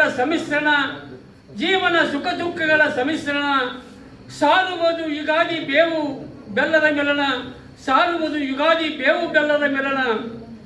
ಸುಖ ದುಃಖ ಜೀವನದ ಹೂರಣ, ಕಷ್ಟ ತಿಳಿದರೆ ಜೀವನ ಪಾವನ. ಸುಖ ದುಃಖ ಜೀವನದ ಹೂರಣ, ಕಷ್ಟ ತಿಳಿದರೆ ಜೀವನ ಪಾವನ. ಸಾಗಲಿ ಸತ್ಯದತ್ತ ಜೀವನ ಪಯಣ. ಆಲಿಸಲಿ ಜೀವನ ಕೋಗಿಲೆಯ ಗಾನ. ಸವಿಯಬೇಕು ಬೇವು ಬೆಲ್ಲ, ಸವಿಯದಿದ್ದರೆ ಜೀವನವೇ ಅಲ್ಲ. ಸವಿಯಬೇಕು ಬೇವು ಬೆಲ್ಲ, ಸವಿಯದಿದ್ದರೆ ಜೀವನವೇ ಅಲ್ಲ. ದುಃಖವಿರದಿರೆ ಜೀವಕ್ಕೆ ಮುಕ್ತಿ ಇಲ್ಲ. ಸುಖ ದುಃಖ ಸವಿದವ ಜಗಕ್ಕೆ ಸಲ್ಲ. ಸುಖ ದುಃಖ ಸವಿದವ ಜಗಕ್ಕೆ ಸಲ್ಲ. ಬೇವು ಬೆಲ್ಲ ಸವಿಯಬೇಕು ಬದುಕಲ್ಲಿ ಎಲ್ಲ. ಬೇವು ಬೆಲ್ಲ ಸವಿಯಬೇಕು ಬದುಕಲ್ಲಿ ಎಲ್ಲ.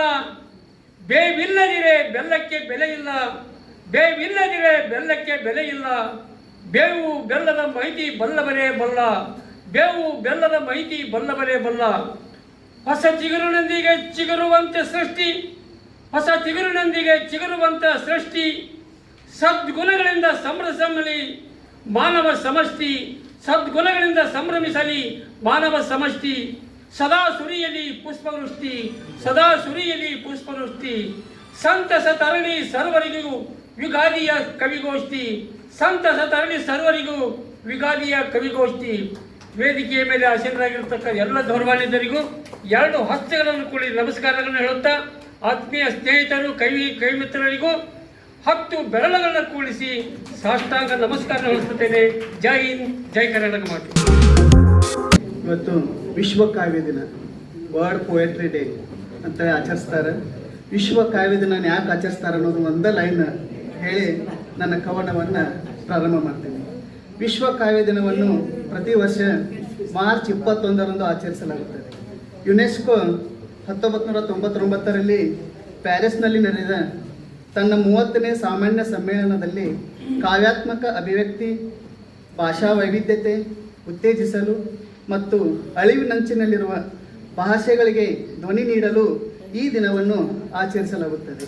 ಇದು ಕಾವ್ಯದ ಓದುವಿಕೆ, ಬರವಣಿಗೆ, ಪ್ರಕಟಣೆ, ಬೋಧನೆಯನ್ನು ಬೆಂಬಲಿಸುವ ದಿನವಾಗಿದೆ. ಆದ್ದರಿಂದ ಎಲ್ಲ ಕವಿ ಹೃದಯಗಳಿಗೆ ವಿಶ್ವ ಕಾವ್ಯ ದಿನದ ಶುಭಾಶಯಗಳು. ಪದಗಳಲ್ಲಿ ಮನಸ್ಸು ಮೂಡಿದಾಗ ಅದು ಕಾವ್ಯ, ಕಾವ್ಯದಲ್ಲಿ ಜೀವನ ಕಂಡಾಗ ಅದು ಸತ್ಯ.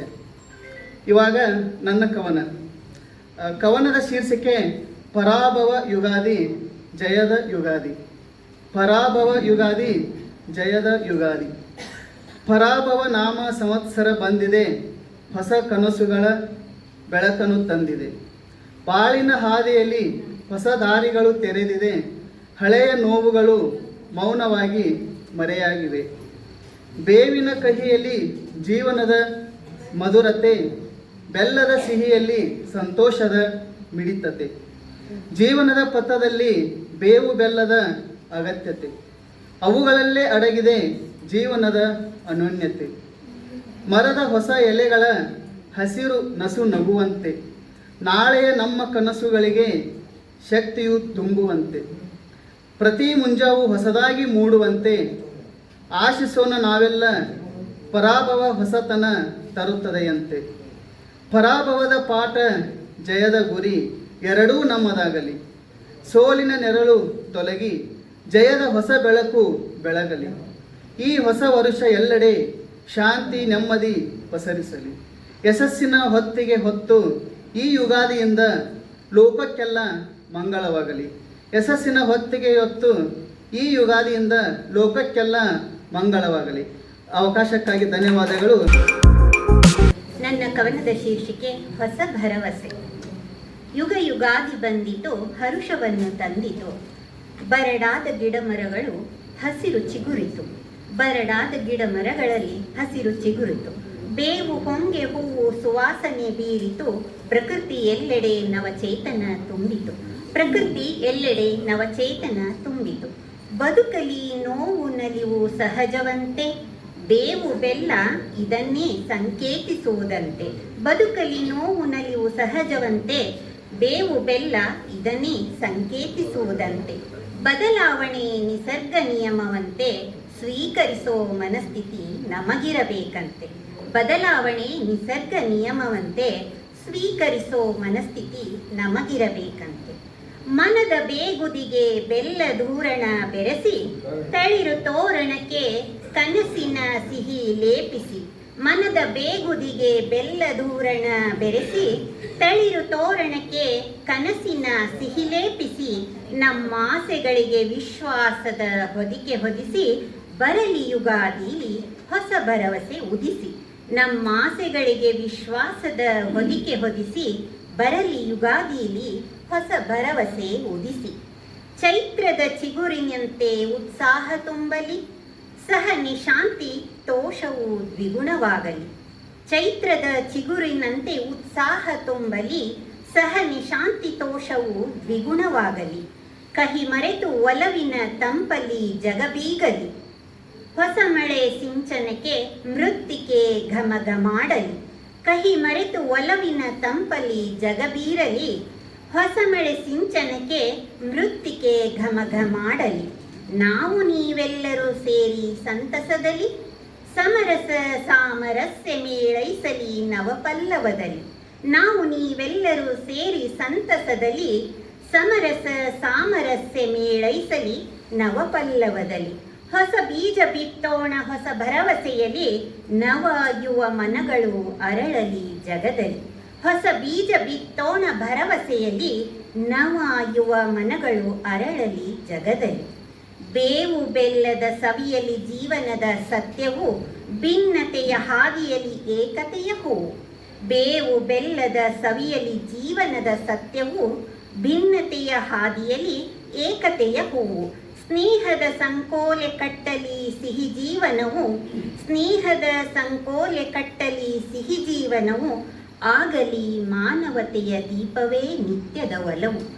ಸ್ನೇಹದ ಸಂಕೋಲೆ ಕಟ್ಟಲಿ ಸಿಹಿ ಜೀವನವು, ಆಗಲಿ ಮಾನವತೆಯ ದೀಪವೇ ನಿತ್ಯದ ಒಲವು. ಅವಕಾಶಕ್ಕಾಗಿ ಧನ್ಯವಾದಗಳು. ಯುಗದ ಆದಿಯೇ ಯುಗಾದಿ, ಹೊಸ ವರುಷ ಹೊಸ ಹರುಷ ಎಲ್ಲವೂ ಹೊಸತೆ. ಹಳೆ ಬೇರು ಹೊಸ ಚಿಗುರು ನೋಡಲು ಬರಸೊಬಗು.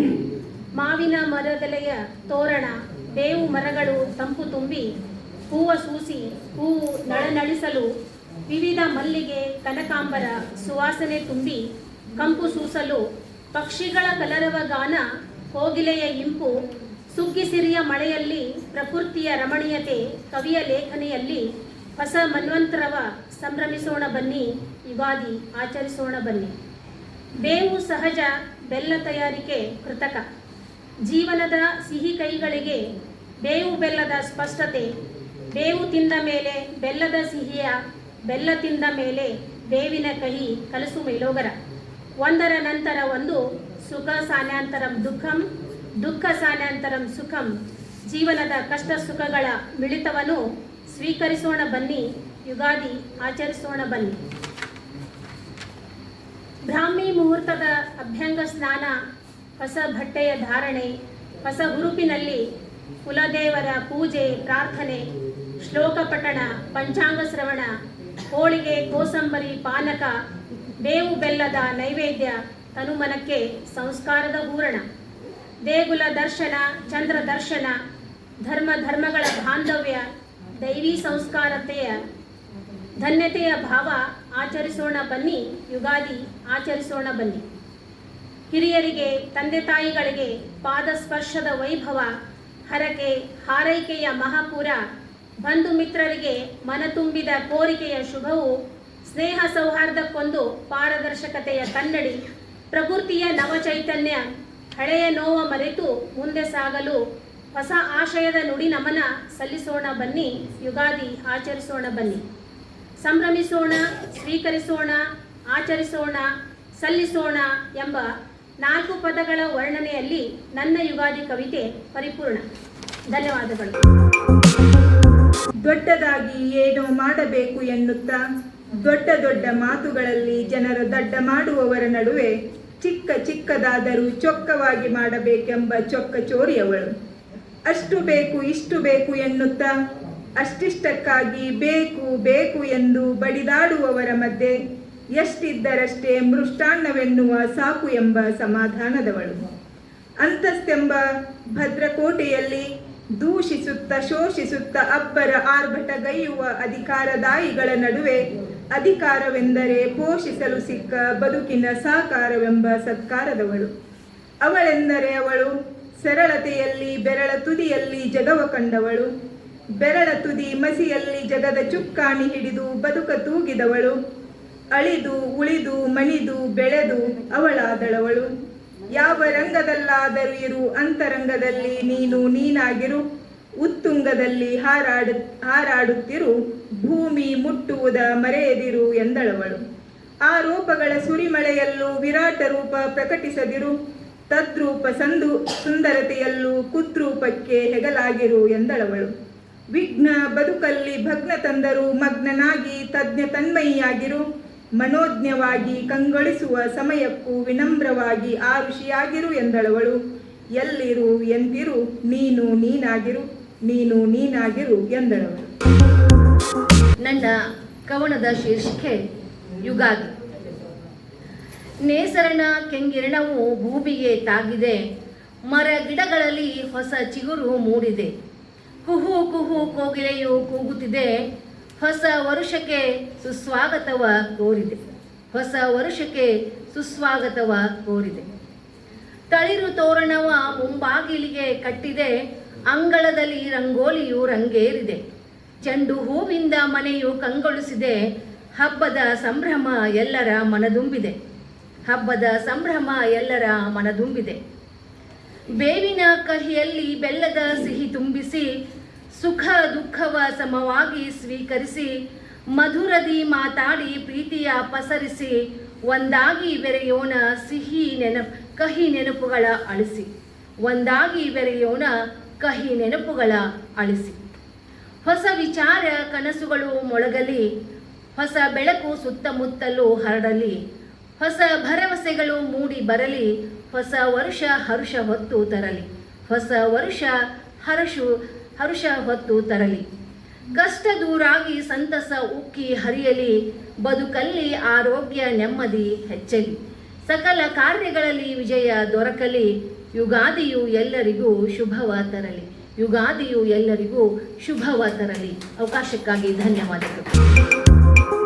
ತಾಲೂಕು ಕನ್ನಡ ಸಾಹಿತ್ಯ ಪರಿಷತ್ತಿನ ಒಂದು ಸಂಯುಕ್ತ ಆಶ್ರಯದಲ್ಲಿ ಇವತ್ತು ದತ್ತಿ ಉಪನ್ಯಾಸ ಮತ್ತು ಕವಿಗೋಷ್ಠಿಯನ್ನು ಹಮ್ಮಿಕೊಂಡದ್ದು. ವಿಶೇಷವಾಗಿ ಯುಗಾದಿ ಹಬ್ಬದ ನಿಮಿತ್ತ ನಾನು ಸಹೋದರಿ ಜಕ್ಕಣ್ಣವ್ರ ಗುಣಮವ್ರಿಗೆ ಒಂದು ಯುಗಾದಿ ಹಬ್ಬದ ಕುರಿತು ಒಂದು ಕವಿಗೋಷ್ಠಿ ಹಮ್ಮಿಕೋಬೇಕಾಗಿದೆ. ದಯವಿಟ್ಟು ಎಲ್ಲ ಕವಿಗಳನ್ನು ಆಹ್ವಾನಿಸಬೇಕು. ಅನುಕೂಲ ಬಹಳಷ್ಟು ಪ್ರೀತಿಯಿಂದ ಸುಮಾರು 30 ಕವಿಗಳನ್ನು ಕವಿತರನ್ನು ಕರೆಸಿ ಬಹಳ ಚೆನ್ನಾಗಿ ಇವತ್ತು ಕಾರ್ಯಕ್ರಮ ಹಮ್ಮಿಕೊಂಡರು. ಮತ್ತು ತಮಗೆಲ್ಲ ಗೊತ್ತಿದ್ದಂತೆ ಈ ಒಂದು ಕಾರ್ಯಕ್ರಮದಲ್ಲಿ ಈಗ ತಾನೇ ಏನೋ ಒಂದು ಕಾರ್ಯಕ್ರಮ ಉದ್ಘಾಟನೆ ಮಾಡಿ ಮಾತಾಡಿದಂಥ ನಮ್ಮ ನಾಡಿನ ಶ್ರೇಷ್ಠ ಸಾಹಿತಿಗಳು ಸಂಶೋಧಕರಂಥ JM ನಾಗೇಶ್ವರ ಅವರೇ, ಮತ್ತು ಉಪನ್ಯಾಸವನ್ನು ನೀಡಿದಂಥ ನಮ್ಮ ಜಿಲ್ಲಾ ಕನ್ನಡ ಸಾಹಿತ್ಯ ಪರಿಷತ್ತಿನ ಗೌರವ ಕಾರ್ಯದರ್ಶಿಗಳಂಥ KS ಕೌದಿಲ್ ಸರ್ ಅವರೇ, ಮತ್ತೊಬ್ಬರು ಉಪನ್ಯಾಸ ನೀಡಿದಂಥ SS ದೊಡ್ಡಮಣಿ ಸರ್ ಅವರೇ, ಮತ್ತು ತಾಲೂಕಿನ ಅಧ್ಯಕ್ಷರು ಭಾಳ ನಿರಂತರವಾಗಿ ನಾನು ಹುಬ್ಬಳ್ಳಿಗೆ ಅವ್ರ ಧಾರವಾಡ ಏನೋ ಹೇಳಿದ ತಕ್ಷಣ ಭಾಳ ಒಂದು ಅಚ್ಚುಕಟ್ಟಾಗಿ ಕೆಲಸ ಮಾಡ್ತಕ್ಕಂಥ ನಮ್ಮ ಮಹಂತೇಶ್ ನಾರಾಯಣವರು, ಮತ್ತು ವಿಶೇಷವಾಗಿ ನಮ್ಮ ಹಡಗಲಿ ಸರ್ ಸದಕ ಒಳ್ಳೆಯ ವಾಗ್ಮಿಗಳು, ಒಳ್ಳೆಯ ನಿರೂಪಕರು, ಅವರು ಸದಕ ಒಂದು ಇವತ್ತೇನೋ ಭಾಳ ಒಳ್ಳೆಯ ರೀತಿಯಾಗಿ ಕಾರ್ಯಕ್ರಮ ನಡೆಸ್ತಾ ಇದ್ದಾರೆ. ಹೀಗಾಗಿ ಹೆಚ್ಚು ಸಮಯ ತೆಗೆದುಕೊಳ್ಳದೆ ಇವತ್ತೇನು 2 ಉಪನ್ಯಾಸ ಅದು, ಒಂದು ಹಬ್ಬ ಹರಿದಿನಗಳ ಬಗ್ಗೆ, ಮತ್ತೊಂದು ನಮ್ಮ ಇದಕ್ಕೆ ಸಮಾಜಕ್ಕೆ ಒಂದು ಏನು ಪಂಚಪೀಠಗಳ ಕೊಡುಗೆ ಅಂತಕ್ಕಂಥದ್ದು ನಮ್ಮ ಕೌದಿಲ್ ಸರ್ ಹೇಳಿಲ್ಲ. ಯಾಕಂದರೆ ಈ ಪಂಚಪೀಠಗಳು ಇಡೀ ಒಂದು ದೇಶದ ತುಂಬ ನಮ್ಮ ರಾಜ್ಯದ ವಿವಿಧ ಭಾಗದಲ್ಲಿ ತಮ್ಮ ಒಂದು ಒಳ್ಳೆಯ ಒಂದು ಏನು ಸಮಾಜ ಸೇವೆಯನ್ನು ಮಾಡ್ತಕ್ಕಂಥ ಬಹಳಷ್ಟು ಅದ್ಭುತವಾಗಿ ಕೌದಿಲ್ ಸರ್ ಮಾತಾಡಿದರು.